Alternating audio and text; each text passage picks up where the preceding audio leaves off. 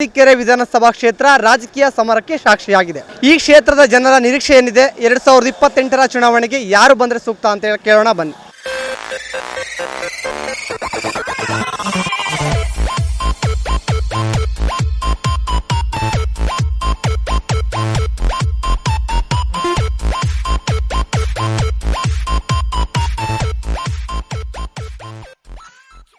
ರೇವಣ್ಣರಲ್ಲ, ಕುಮಾರಸ್ವಾಮಿ ಬಂದ್ರು ಶಿವಲಿಂಗೇಗೌಡರೇ ಗೆಲ್ಲೋದು. ರೇವಣ್ಣವರು ಅರಸೀಕೆರೆಗೆ ಬರೋದು ಬೇಡ ಅಂತ ಯಾರು ಹೇಳೋಕ್ಕಾಗುತ್ತೆ? ಬರಲಿ. ಅದಕ್ಕೆ ಇಲ್ಲಿ ನಡೆಯೋದು ಜನ ಓಟ್ ಹಾಕೋ ತೀರ್ಮಾನ ಮಾಡೋದು ಮತದಾರರು. ಅದ್ರದ್ದು ಗೊತ್ತಾಗುತ್ತೆ. ಮುಂಚಿಕೆ ಹೇಳಿದ್ರೆ ಹೆಂಗ್ ಗೊತ್ತಾಗುತ್ತೆ? PP ಸರ್ಕಲ್ ಅಲ್ಲಿ ಮೈಕ್ ಸಿಕ್ತು ಅಂತೇಳಿ ಬಹಿರಂಗ ಸವಾಲ್ ಹಾಕಿದಾರಲ್ಲ, ಗ್ಯಾರಂಟಿಯ ಹೆಸರಿನಲ್ಲಿ ಮತಗಳನ್ನ ಪಡೆದು ಗೆದ್ರ ವಿನಃ ಸೋಲ್ಬೇಕಾಯ್ತು. ಧೈರ್ಯವಾಗಿ ನಮ್ಮ ಕ್ಷೇತ್ರ ಶಾಸಕರು ತಯಾರಿದ್ದಾರೆ.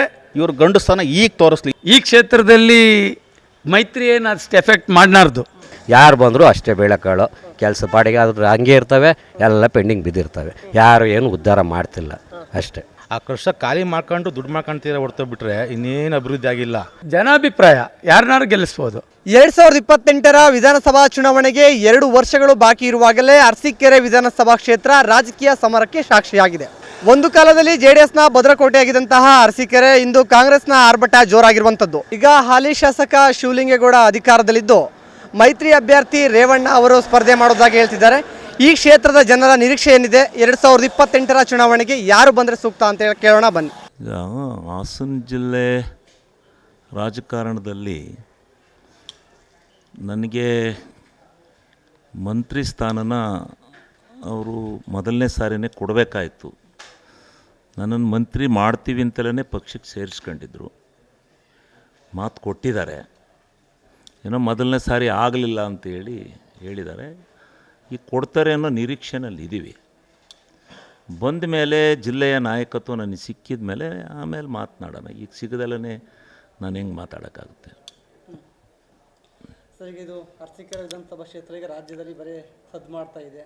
ನೀವು ಹಾಲಿ ಶಾಸಕರಿದ್ದೀರಿ, ನಿಮ್ಮ ವಿರೋಧಿ ಬಣಕ್ಕೆ ಏನು ಹೇಳ್ತೀರಾ?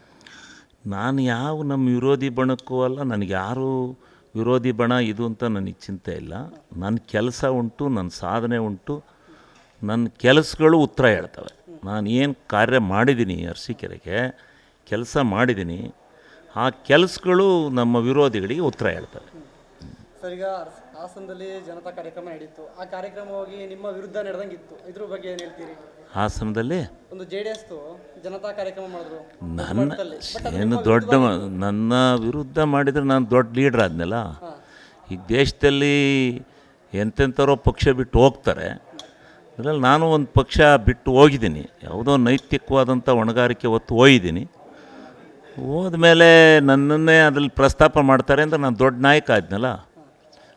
ನಾನು ನಾಯಕ ಆಗದೇ ಇದ್ದಿದ್ರೆ, ನನ್ನ ಏನು ಪ್ರಯೋಜನ ಇಲ್ಲದಿದ್ದರೆ ನನ್ನ ಹೆಸರು ಎತ್ತಿರಲ್ಲ ಅವರು.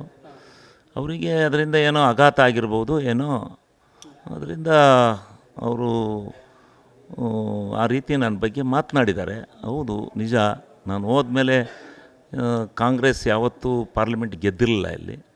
ನಾನು ಬಂದ ಮೇಲೆ ಗೆದ್ದು, ಆದರೆ ಎಲ್ಲ ದೃಷ್ಟಿಯಿಂದಲೂ ಇವನಿಂದ ಈಗ ಆಯಿತು ಅಂತ ಹೇಳಿ ಅವ್ರ ನೋವನ್ನು ತೋಡ್ಕೊಂಡಿದ್ದಾರೆ. ಅದಕ್ಕೆ ನಾನೇನು ಮಾಡೋಕ್ಕಾಗತ್ತೆ? ನಾನು ಪಕ್ಷಾಂತರ ಮಾಡಿರೋದು ನನ್ನ ಸೈದ್ಧಾಂತಿಕವಾದಂಥ ಯಾವುದೋ ಕೆಲವಾರು ವಿಚಾರಗಳ ಭಿನ್ನಾಭಿಪ್ರಾಯ ಎಲ್ಲ ಪಕ್ಷದಲ್ಲೂ ಬರುತ್ತೆ. ಅದರಂತೆ ಬಂತು, ನಾನು ಬಿಟ್ಟು ಬಂದಿದ್ದೇನೆ. ಹೌದು, ಅದಕ್ಕೆ ಅಲ್ಲಿಗೆ ನನ್ನ ಒಂದು ವರ್ಚಸ್ಸಿದೆ ಅಂತ ಐತಲ್ಲ ಅವ್ರಿಗೆ. ಅದು ನಾನು ಬಿಟ್ಟು ಹೋಗಿರೋದ್ರಿಂದ ಅವ್ರಿಗೆ ಆಘಾತ ಆಗಿರಬೇಕು, ಅದಕ್ಕೆ ಹೇಳ್ತಾರೆ. ಸರ್, ಮುಂದಿನ ಚುನಾವಣೆಗೆ ನಿಮ್ಮ ಅಭಿವೃದ್ಧಿ ಪಟ್ಟಿ ಏನು ಹೇಳ್ತೀರಿ ಜನಕ್ಕೆ?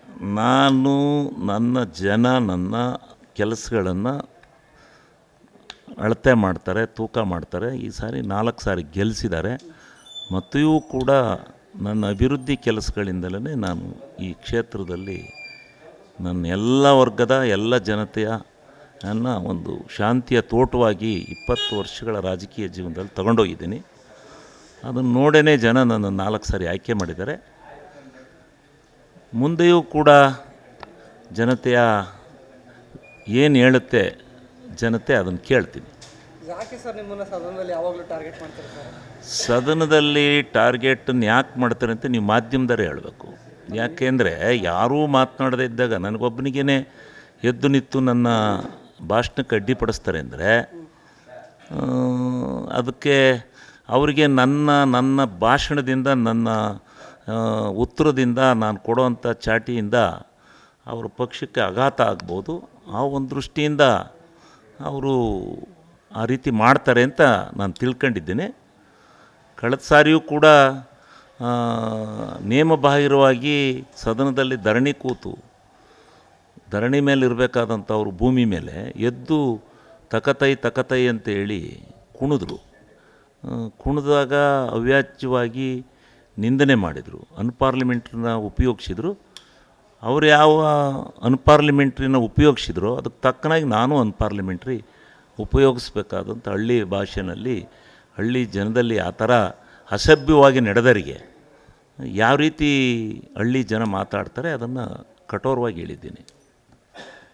ಸರ್, ನೆಕ್ಸ್ಟ್ ಸ್ಥಳೀಯ ಸಂಸ್ಥೆ ಚುನಾವಣೆಗಳಿಗೆ ಜಿಲ್ಲಾ ಮಟ್ಟದಲ್ಲಿ ನಾಯಕತ್ವ ವಹಿಸ್ಕೊತೀರಾ ಅಥವಾ ಅರ್ಸಿಕೆರೆಗೆ ಪ್ರಿಯಾರಿಟಿ ಕೊಡ್ತೀರಾ? ಯಾವ ರೀತಿ ಇಲ್ಲ, ನಾನು ಸ್ಥಳೀಯ ಸಂಸ್ಥೆಗಳಲ್ಲಿ ನನ್ನ ಕೈಲಾದ ಮಟ್ಟಿಗೆ ಜಿಲ್ಲೆನಲ್ಲಿ ನೋಡ್ತೇನೆ. ನಾನು ಕೆಲವಾರು ಕಡೆ ಹೋಗಿ ಈಗಲೂ ನನಗೆ ಕ್ಯಾಬಿನೆಟ್ ದರ್ಜೆ ಅಧ್ಯಕ್ಷ ಸ್ಥಾನ ಕೊಟ್ಟಿದ್ದಾರೆ.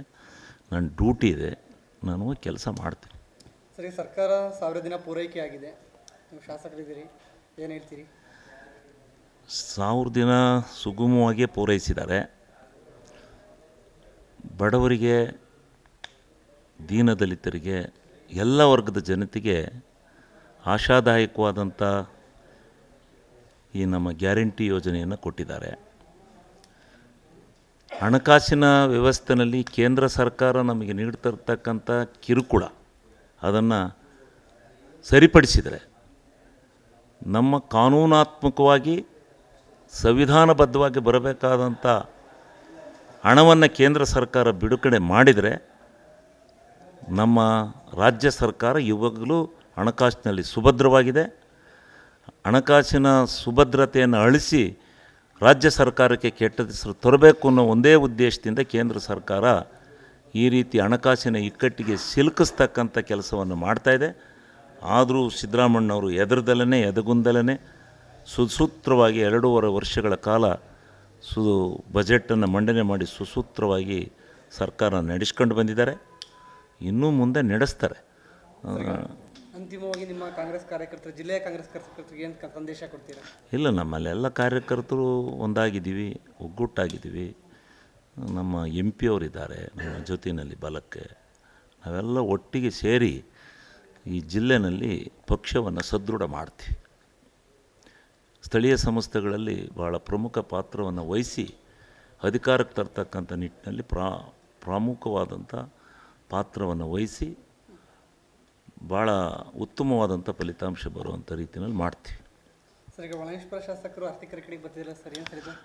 ಅವರು ಇದು ಪ್ರಜಾಪ್ರಭುತ್ವ. ಯಾರು ಬೇಕಾದರೂ ಬರ್ಬೋದು, ಯಾರು ಬೇಕಾದ್ರೂ ಹೋಗ್ಬೋದು, ಯಾರು ಬೇಕಾದ್ರೂ ನಿಲ್ಬೋದು, ಸ್ವತಂತ್ರತೆ ಇದೆ. ಕರ್ನಾಟಕ ರಾಜ್ಯದ ಯಾವುದೇ ಮೂಲೆಯಲ್ಲಿ ಹೋಗಿ ಆ ಮತದಾರರ ಪಟ್ಟಿಯಲ್ಲಿ ಇರ್ತಕ್ಕಂಥವ್ರು, ಕರ್ನಾಟಕ ರಾಜ್ಯದ ಮತದಾರರ ಪಟ್ಟಿಯಲ್ಲಿ ಇರ್ತಕ್ಕಂಥವರು ಯಾರು ಬೇಕಾದರೂ ಕರ್ನಾಟಕ ರಾಜ್ಯಾದ್ಯಂತ ಎಲ್ಲಿ ಬೇಕಾದ್ರೂ ನಿಲ್ಬೋದು. ಅದರಿಂದ ಅವರ ವೈಯಕ್ತಿಕವಾದಂಥ ಅಭಿಪ್ರಾಯ. ಆದರೆ ಅದನ್ನು ಪ್ರಶ್ನೆ ಮಾಡ್ತಕ್ಕಂಥದ್ದು ನಮ್ಮ ಇದಲ್ಲ, ಅದು ಅವರಿಷ್ಟ. ಬರಲಿ ಅವರು ಮಾಡಲಿ. ನಾನು ಅದಕ್ಕೆ ನನ್ನ ಆಕ್ಷೇಪಣೆ ಇಲ್ಲ. ನಾನು ಆಕ್ಷೇಪಣೆ ಮಾಡಿದರೂ ಏನು ನಿಲ್ಲುತ್ತಾ? ಅದು ಬರಬೇಕು ಅಂತಿದ್ರು ಬರ್ತಾರೆ, ನಡೆಯುತ್ತೆ ಚುನಾವಣೆ, ಅದಕ್ಕೇನು ಮಾಡೋಕ್ಕಾಗುತ್ತೆ. ಈಗ ಒಳೇಶ್ವರ ಕಾಂಗ್ರೆಸ್ ಕಳೆದ ಬಾರಿ 7,000 ಅಂತಗಳಿಂದ ಸೋತಿದೆ, ಕಡಿಮೆ ಅಂತರದಲ್ಲಿ. ಅದರಲ್ಲಿ ಕಾಂಗ್ರೆಸ್ ಪ್ರಬಲವಾಗಿದೆ ಅಂತೇಳಿ ನೀವೇನಾದ್ರೂ ಆ ಕಡೆ ಹೋಗುವ ಯೋಜನೆ ಇದೆಯಾ? ನನಗೆ ನಾನು 14 ಮತಗಳಿಂದ ಗಂಡಸಿ ಕ್ಷೇತ್ರದಲ್ಲಿ ಸೋತೆ ಚುನಾವಣೆಯಲ್ಲಿ. ಹಾಸನ ಜಿಲ್ಲೆಯಲ್ಲಿ ಹಾಸನ ಜಿಲ್ಲೆಯ ರಾಜಕಾರಣದಲ್ಲಿ ಅಲ್ಪ ಮತದಿಂದ ಒಂದು ಶಾಸಕ ಸ್ಥಾನದಲ್ಲಿ ಸೋತ ಅಂತಕ್ಕಂಥ ಗಿನ್ನಿಸ್ ದಾಖಲೆ ನಂದಾಗಿದೆ. 14 ಮತದಿಂದ ನಾನು ಪರಾಜಿತನಾಗಿದ್ದೇನೆ. ಆ ದಾಖಲೆ ಆದಮೇಲೆ ನನಗೆ ಗಂಡಸಿ ಕ್ಷೇತ್ರ ಹೋಯ್ತು. ನಾನು ಅರಸೀಕೆರೆ ಕ್ಷೇತ್ರಕ್ಕೆ ಬಂದಾಗ ನನ್ನನ್ನು ಜನ ಆಶೀರ್ವಾದ ಮಾಡಿ ಪ್ರಥಮ ಬಾರಿಗೆ 34,000 ಬಹುಮತ ಕೊಟ್ಟು ನನ್ನನ್ನು 47,000 ಬಹುಮತದವರೆಗೂ ನನ್ನನ್ನು ತಗೊಂಡೋಗಿದ್ದಾರೆ. 4 ಸಾರಿ ಚುನಾವಣೆಯಲ್ಲಿ ನನ್ನನ್ನು ಗೆಲ್ಲಿಸಿದ್ದಾರೆ. ನನ್ನ ಕರ್ಮಭೂಮಿಯೇ ಅರಸೀಕೆರೆ.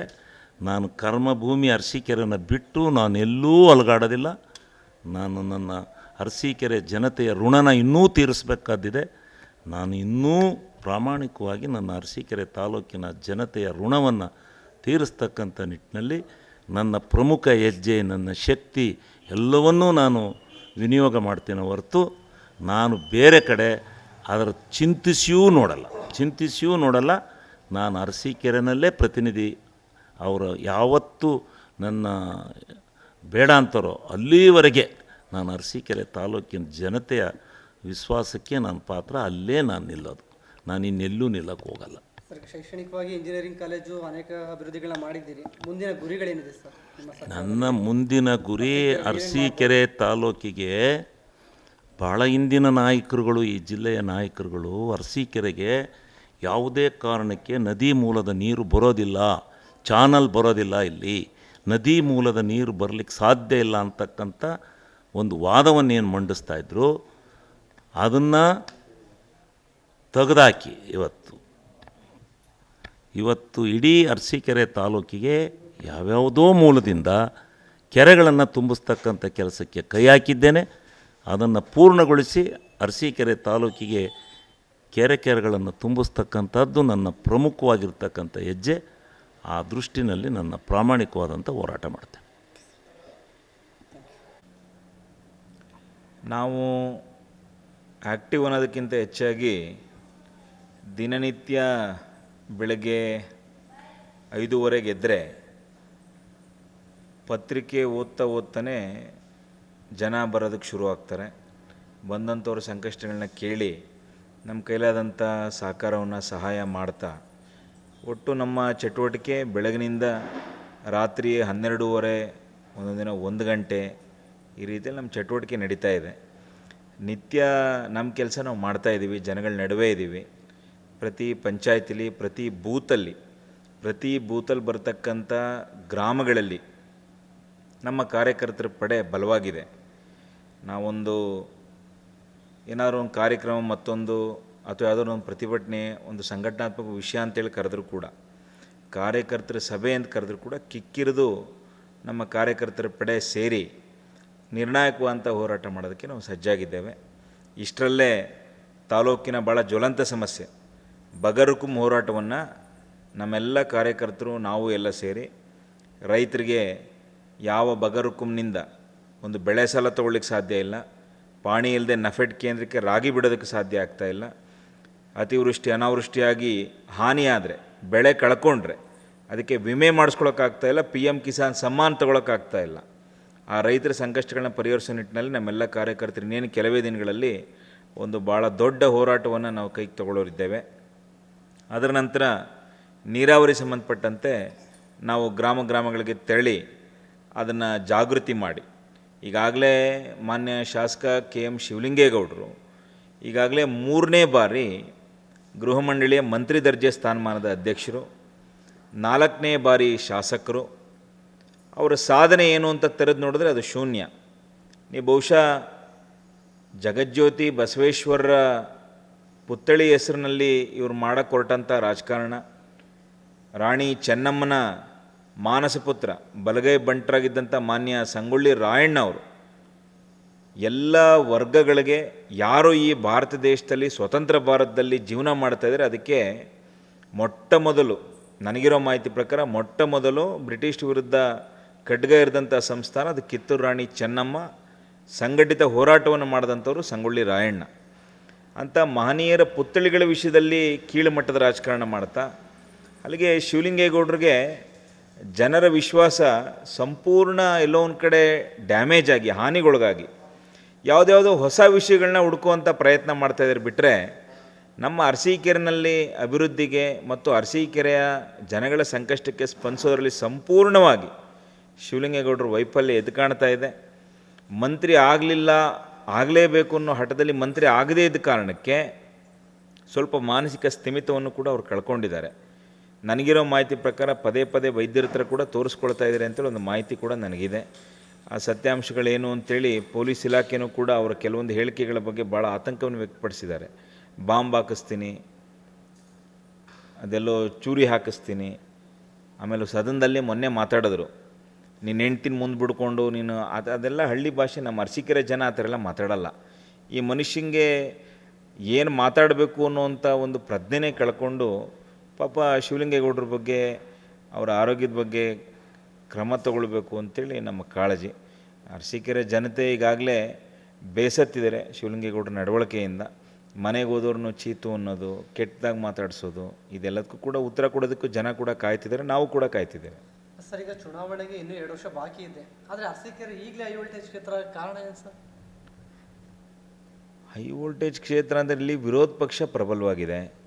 ಈಗ ನಮ್ಮಲ್ಲಿ ಏನಾಗಿದೆ, ಕಳೆದ ಹಿಂದಿನ ಯಾವುದೇ ಚುನಾವಣೆಯಲ್ಲೂ ಕೂಡ ಶಿವಲಿಂಗೇಗೌಡರಿಗಿದ್ದಂಥ ಒಂದು ಅಡ್ವಾಂಟೇಜ್ ಅಂತ ಹೇಳ್ಬೋದು. ಅದನ್ನು ಒಂದು ಸಾರಿ ಅಭ್ಯರ್ಥಿ ಆದವರು ಮತ್ತೆ ಅಭ್ಯರ್ಥಿ ಆಗೋದಕ್ಕಾಗದೆ ಇವ್ರಿಗೆ ಒಂದು ಲಾಭ ಆಗ್ತಾ ಬಂದಿತ್ತು. ಉದಾಹರಣೆ 2008ರಲ್ಲಿ ಇವ್ರು ಮೊದಲನೇ ಬಾರಿ ಗೆದ್ದಾಗ, ಆಗ ಶಾಸಕರಾಗಿದ್ದಂಥ ಎಸ್ ಬಸವರಾಜ್ ಅವ್ರಿಗೆ ಟಿಕೆಟ್ ತಪ್ಪುತ್ತೆ.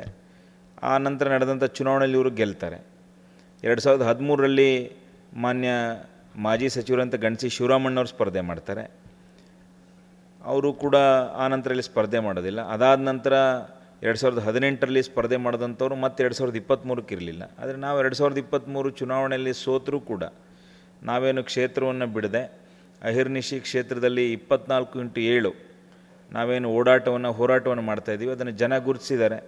ಎಲ್ಲ ಒಂದು ಕಡೆ ನಮ್ಮ ಸಂತೋಷ ಪಾಪ ಕೊನೆಗಾಲದಲ್ಲಿ ಅವನಿಗೆ ಆದಂಥ ಅನ್ಯಾಯ, ಸಂತೋಷನಿಗೆ ಕೆಲವು ವ್ಯಕ್ತಿಗಳು ಎಲ್ಲಿ ಇವನು ಮುಂದೆ ಬರ್ತಾನೋ, ಇವನ್ನ ಯಾವ ರೀತಿಯಲ್ಲಿ ಒಳ್ಳೆ ಥರದ ಸಂಘಟನೆ ತೊಗೊಂಡೋಗ್ತಿದ್ದೇನೆ, ಕ್ಷೇತ್ರ ತೊಗೊಂಡೋಗ್ತೀನಿ ಅನ್ನುವಂಥ ಒಂದು ಭಯಕ್ಕೆ ನಮಗೆ ಮಾಡಿದಂಥ ತೊಂದರೆ ಅರಸೀಕೆರೆ ಜನತೆ ಅದನ್ನು ಗಮನಿಸಿ ನಮ್ಮ ಜೊತೆ ಬಲವಾಗಿ ನಿಂತಿದ್ದಾರೆ. ವಿರೋಧ ಪಕ್ಷ ಪ್ರಬಲವಾಗಿದೆ. ಹಂಗಾಗಿ ಮಾನ್ಯ ಶಿವಲಿಂಗೇಗೌಡರು ಅಥವಾ ಅರಸೀಕೆರೆ ಅವರ ನಡವಳಿಕೆಗಳಿಗೆ ಜನ ಬೇಸತ್ತು. ಇದು ಹೈ ವೋಲ್ಟೇಜ್ ರೀತಿಯಲ್ಲಿ ಎದ್ದು ಕಾಣಿಸ್ತಾ ಇದೆ. ಈಗ ಮತ್ತೆ ಕ್ಷೇತ್ರದ ಭಿನ್ನಾಭಿಪ್ರಾಯಗಳಿದೆ. ನೀವು ಕೂಡ ಮಾಜಿ ಸಚಿವ ರೇವಣ್ಣವ್ರು ಕರೆ ಕೊಟ್ಟಿದ್ದೀರಿ. ಅವ್ರು ಬಂದರೆ ನೆಕ್ಸ್ಟ್ ಯಾಕೆ ಕರೆಯನ್ನು ಕೊಟ್ರಿ, ಮತ್ತು ಅವ್ರು ಬಂದರೆ ನೆಕ್ಸ್ಟ್ ಪ್ರಬಲ ಆಗ್ಬೋದು? ನೋಡೋಣ, ನಮ್ಮಲ್ಲಿ ಈಗ ನಾನು ಕೂಡ ಕಳೆದ ಬಾರಿ ಚುನಾವಣೆ ಸ್ಪರ್ಧೆ ಮಾಡಿ ಕಡೆಯ 10 ದಿನದಲ್ಲಿ ನನಗೆ ವ್ಯತ್ಯಾಸ ಆಯಿತು. ನಾನೊಂದು ಪಕ್ಷದಿಂದ ಸ್ಪರ್ಧೆ ಮಾಡೋದಕ್ಕೆ ತಯಾರಿ ಮಾಡಿಕೊಂಡಿದ್ದೆ. ಕಡೆಯ 10 ದಿನದಲ್ಲಿ ಅದು ವ್ಯತ್ಯಾಸ ಆಯಿತು. ಆಗ ಇದೇ ಶಿವಲಿಂಗೇಗೌಡರು JDS ಚಿಹ್ನೆಯಿಂದ ತೆನೆ ಹೊತ್ತ ಮಹಿಳೆ ಗುರುತಿನಿಂದ 3 ಬಾರಿ ಶಾಸಕರಾಗಿ ಗೆದ್ದಿದ್ರು. ಒಬ್ಬ ಗ್ರಾಮ ಪಂಚಾಯತಿ ಸದಸ್ಯನ ಬಿಟ್ಟೋಗಲಿಲ್ಲ ಇವರು. ಎಲ್ಲರನ್ನೂ ತಮ್ಮ ಜೊತೆ ಕಾಂಗ್ರೆಸ್ಸಿಗೆ ಕರ್ಕೊಂಡೋದ್ರು. ನಗರಸಭಾ ಸದಸ್ಯರಲ್ಲಿ ಎಲ್ಲೋ ಬೆರಳೆಣಿಕೆ ಒಬ್ಬರೋ ಇಬ್ಬರು ನಮ್ಮ ಜೊತೆ ಉಳ್ಕೊಂಡ್ರು ಬಿಟ್ಟರೆ ಎಲ್ಲರನ್ನೂ ಕೂಡ ಇವರು ಕಾಂಗ್ರೆಸ್ ಪಕ್ಷಕ್ಕೆ ತೊಗೊಂಡೋದ್ರು. ಆನಂತರ ನಮ್ಮ ಸಂಘಟನಾ ಶಕ್ತಿ ಏನು ಈಗಾಗಲೇ ಇದು 8ನೇ ವರ್ಷ ನಾನು ಅರಸೀಕೆರೆನಲ್ಲಿ ನಾನು ಕೆಲಸ ಮಾಡ್ತಾ ಇರೋವಂಥದ್ದು, ರಾಜಕಾರಣವಾಗಿ ಸಂಘಟನಾತ್ಮಕ ಓಡಾಡ್ತಾ ಇರೋವಂಥದ್ದು. ನಮ್ಮ ಕೆಲಸ ನಾವು ಮಾಡ್ಕೊಂಡು ಹೋಗ್ತಾ ಇದ್ದೀವಿ, ಯಾವತ್ತೂ ಕೂಡ ನಾವು ನಿಂತಿಲ್ಲ. ಈಗ ಸನ್ಮಾನ್ಯ ರೇವಣ್ಣ ಸಾಹೇಬರು ಕೂಡ ಇಲ್ಲಿ ಸ್ಪರ್ಧೆ ಮಾಡಬೇಕು ಅಂಥೇಳಿ ಗಂಡಸಿ ಭಾಗದಲ್ಲಿ ಕೆಲವು ಪ್ರಮುಖರ ಅಪೇಕ್ಷೆ ಇದೆ. ಅವ್ರು ಬಂದರೆ ಹೆಚ್ಚು ಒಳ್ಳೆಯದು ಅನ್ನುವಂಥದ್ದು. ನಾನು ಕೂಡ ಹಿಂದೆ ರೇವಣ್ಣ ಸಾಹೇಬರು ಹಿರಿಯರಿದ್ದಾರೆ, ಅವರು ಇಲ್ಲಿ ಬಂದು ಸ್ಪರ್ಧೆ ಮಾಡಿದ್ರೆ ಸ್ವಾಗತ ಅನ್ನೋ ಮಾತನ್ನು ನಾನು ಕೂಡ ಹೇಳಿ ಸ್ವಾಗತ ಮಾಡಿದ್ದೇನೆ. ನಮ್ಮ ಕೆಲಸ ನಾವು ಮಾಡ್ತಾ ಇದ್ದೇವೆ. ನೋಡೋಣ, ಮುಂದಿನ ದಿನಗಳಲ್ಲಿ ಜನತೆ ತೀರ್ಮಾನ ತಗೊಳ್ತಾರೆ. ಸರ್, 4 ಬಾರಿ ಗೆದ್ದಿರೋ ಶಾಸಕರು ಕ್ಷೇತ್ರದಲ್ಲಿ ಅಭಿವೃದ್ಧಿ ಮಾಡಿಲ್ಲ ಅನ್ನೋದು ನಿಮ್ಮ ಅಭಿಪ್ರಾಯ? ನೀವು ಒಂದು ಭಾಳ ನಿಮ್ಮ ಮುಂದೆ ಅರ್ಥ ಮಾಡಿಸ್ತೀನಿ. ಶಿವಲಿಂಗೇಗೌಡರು ಅಭಿವೃದ್ಧಿ ರಾಜಕಾರಣ ಮಾಡಿ ಗೆಲ್ತಾ ಇಲ್ಲ. ಇಲ್ಲಿ ಶಿವಲಿಂಗೇಗೌಡರು ಹಣದ ರಾಜಕಾರಣ, ಮೋಸದ ರಾಜಕಾರಣ, ಕುತಂತ್ರದ ರಾಜಕಾರಣ. ಯಾವ ರೀತಿ ಅಂತಂದರೆ, ನೀವು ನಮ್ಮ ಅರಸೀಕೆರೆ ಗೊಲ್ರಟ್ಟಿಗಳಿಗೆ ಹೋಗಿ ಭೇಟಿ ಕೊಡಿ. ನೀವು ಯಾರನ್ನಾದ್ರೂ ಕೇಳಿ, ಎಷ್ಟು ವರ್ಷದಿಂದ ನೀವು ದೇವಸ್ಥಾನ ಮಾಡ್ತಿದ್ರೆ 18 ವರ್ಷ 16 ವರ್ಷ JCB ತೊಗೊಂಡೋಗೋದು, ದೇವಸ್ಥಾನನ ಕೀಳಿಸ್ಬಿಡಿ ನಾನು ಕೊಡ್ತೀನಿ ಅನ್ನೋದು. ಒಂದೊಂದು ಎಲೆಕ್ಷನ್ಗೆ ಒಂದೊಂದು ಅಂತ, ಒಂದು ಎಲೆಕ್ಷನ್ನಿಗೆ ಪಾಯ, ಒಂದು ಎಲೆಕ್ಷನ್ನಿಗೆ ಒಂದು ಪೌಳಿ, ಈ ರೀತಿ ಮಾಡಿಕೊಂಡು ಇವ್ರು ಚುನಾವಣೆ ಮಾಡ್ತಾ ಬಂದಿರೋದು. ನೀವು ಎಲ್ಲಿಂದ ಎಲ್ಲೋದ್ರೂ ನಮ್ಮ ಅರಸೀಕೆರೆ ಜನಗಳಲ್ಲಿ ಏನು ಅಂತಂದರೆ, ಒಂದು ರೀತಿಯಲ್ಲಿ ಚುನಾವಣೆ ಸಂದರ್ಭದಲ್ಲಿ ಆ ಅಭ್ಯರ್ಥಿಗಳು ಬದಲಾದಂಥ ಸನ್ನಿವೇಶದಲ್ಲಿ ಅರಸೀಕೆರೆನೇ ಅರ್ಥ ಆಗ್ತಿರಲಿಲ್ಲ ಅಭ್ಯರ್ಥಿಗೆ. ಈಗ ನೀವು ಗಮನಿಸಿ, ಕಳೆದ 2023 ಚುನಾವಣೆಯಲ್ಲಿ ಅವ್ರಿಗೆ ಜಿದ್ದಾಜಿದ್ದಿ ಆದಂಥದ್ದು. ನಾನು ಸಂಘಟನೆ ಮಾಡಿದಂಥ ಪಕ್ಷದಲ್ಲೇ ನನಗೆ ಟಿಕೆಟ್ ಸಿಕ್ಕಿದ್ದಿದ್ರೆ ಇವತ್ತು ಈ ಕ್ಷೇತ್ರದಲ್ಲಿ BJP ಶಾಸಕರು ಇರ್ತಿದ್ರು ಅರಸೀಕೆರೆನಲ್ಲಿ, ನಾನು ಶಾಸಕನಾಗಿರ್ತಿದ್ದೆ.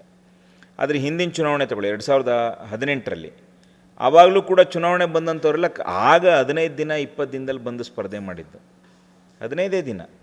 ಆದರೆ ಹಿಂದಿನ ಚುನಾವಣೆ ತೊಗೊಳ್ಳಿ 2013ರಲ್ಲಿ ಶಿವರಾಮಣ್ಣವರಿದ್ದಂಥ ಸಂದರ್ಭದಲ್ಲಿ KJP, BJP, ಕಾಂಗ್ರೆಸ್ ಪಕ್ಷ ಇವರು ಎದುರಾಳಿ ಓಟುಗಳನ್ನ ಚದುರಿಸಿ ಇವರು ಚುನಾವಣೆ ಮಾಡಿದ್ರು ಬಿಟ್ಟರೆ ಎಲ್ಲೂ ಕೂಡ ಇವರು ಜನಾಭಿಪ್ರಾಯದಿಂದ ಬಂದಂಥ ನಾಯಕ, ಹೋರಾಟದಿಂದ ಬಂದಂಥ ನಾಯಕ ಶಿವಲಿಂಗೇಗೌಡರು ಅಲ್ಲವೇ ಅಲ್ಲ. ಯಾವುದಾದ್ರು ಒಂದು ಹೋರಾಟದಲ್ಲಿ ಇವ್ರ ಹೆಸರು ಹೇಳಿ. ಯಾವುದಾದ್ರು ಒಂದು ಈ ರಾಜ್ಯದಲ್ಲಿ ಒಂದು ಮೈಲಿಗಲ್ಲಪ್ಪ ಅರಸೀಕೆರೆ ತಾಲೂಕಿನಲ್ಲಿ ಶಿವಲಿಂಗೇಗೌಡರಿಂದ ಬಗರುಕುಂ ಸಮಸ್ಯೆ ಬಗೆಹರಿದಿದೆಯಾ? ಇಲ್ಲ. ಶಿವಲಿಂಗೇಗೌಡರಿಂದ ನೀರಾವರಿ ಸಮಸ್ಯೆ ಬಗೆಹರಿದಿದೆಯಾ? ಇಲ್ಲ. ಶಿವಲಿಂಗೇಗೌಡರಿಂದ ಅರಸೀಕೆರೆ ನಗರದಲ್ಲಿ ಇರ್ತಕ್ಕಂಥ ಹಲವಾರು ಜ್ವಲಂತ ಸಮಸ್ಯೆಗಳು ಯಾವುದಾದ್ರು ಒಂದೆರಡಾದರೂ ಬಗೆಹರಿದಿದೆಯಾ? UGD ಸಮಸ್ಯೆ ಬಗೆಹರಿದಿದೆಯಾ? ಕುಡಿಯೋ ನೀರಿನ ಸಮಸ್ಯೆ ಬಗೆಹರಿದಿದೆಯಾ? ಇಲ್ಲ. ಅಭಿವೃದ್ಧಿ ರಾಜಕಾರಣದಿಂದ ಶಿವಲಿಂಗೇಗೌಡರು ಶಾಸಕರಾಗಲಿಲ್ಲ. ಶಿವಲಿಂಗೇಗೌಡರು ಶಾಸಕರಾಗಿದ್ದು ಅದೃಷ್ಟದಿಂದ. ಸನ್ಮಾನ್ಯ ದೇವೇಗೌಡರ ಕೃಪಾಶೀರ್ವಾದ, ರೇವಣ್ಣ ಸಾಹೇಬರ ಆಶೀರ್ವಾದ, ಇವರ ಅದೃಷ್ಟ.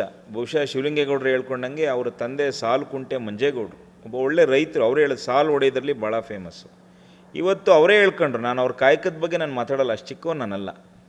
ಮಜ್ಜಿಗೆ ಮಾರಾಟ ಮಾಡ್ಕೊಂಡು ಬೆಳ್ಕೊಂಡು ಬಂದಂಥ ವ್ಯಕ್ತಿ ಮೊನ್ನೆ ಬೆಂಗಳೂರಿನಲ್ಲಿ 100 ಕೋಟಿ ರೂಪಾಯಿನ ಮನೆ ಕಟ್ಟಲಿಕ್ಕೆ ಸಾಧ್ಯ ಆಗುತ್ತೆ ಅಂತಂದರೆ ಅರಸೀಕೆರೆ ಜನತೆ ಪುಣ್ಯ ಇದೆಲ್ಲ.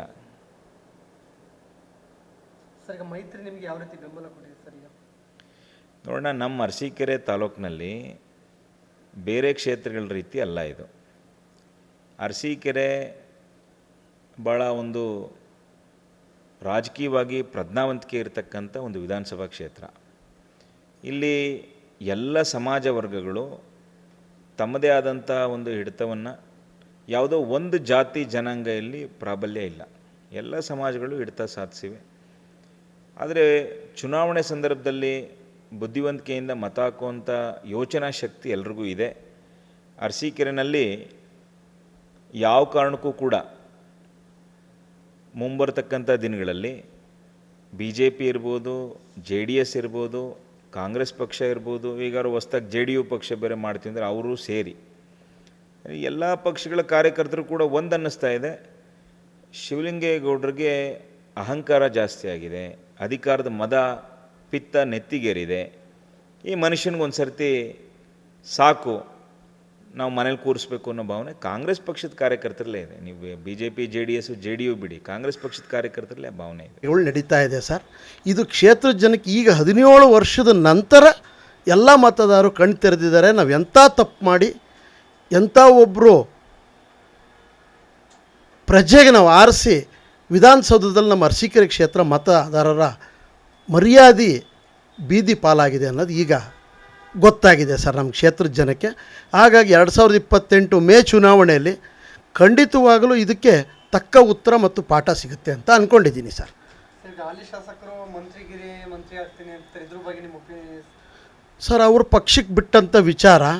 ಆದರೆ ಈಗ ಮೊನ್ನೆ ತಾವು ನೋಡ್ದಂಗೆ ವಿಧಾನಸೌಧದಲ್ಲಿ ಕಲಾಪದಲ್ಲಿ ನಡೆದಂಥ ವಿಚಾರದಲ್ಲಿ ಇಂಥ ಒಬ್ಬರಿಗೆ ಮಂತ್ರಿ ಸ್ಥಾನ ಕೊಟ್ಟರೆ ಆ ಕಾಂಗ್ರೆಸ್ನ ಮಂತ್ರಿ 31 ಕ್ಯಾಬಿನೆಟ್ ನಮ್ಮ ಅರಸೀಕೆರೆ ಕ್ಷೇತ್ರದ ಮತದಾರರಿಗೆ ತುಂಬ ಅವಮಾನ ಆದಂಥ ವಿಚಾರ ಸರ್. ತುಂಬ ನೋವಿನ ಸಂಗತಿ ನಮ್ಮ ಕ್ಷೇತ್ರದ ಜನತೆಗೆ. ಸರ್, ಅರಸೀಕೆರೆಯಲ್ಲಿ ಪಕ್ಷ ಸಂಘಟನೆ ಹೆಂಗಿದೆ ಸರ್? ಮೈತ್ರಿ ಆಗಿರ್ಬೋದು ಅಥವಾ JDS ಆಗಿರ್ಬೋದು?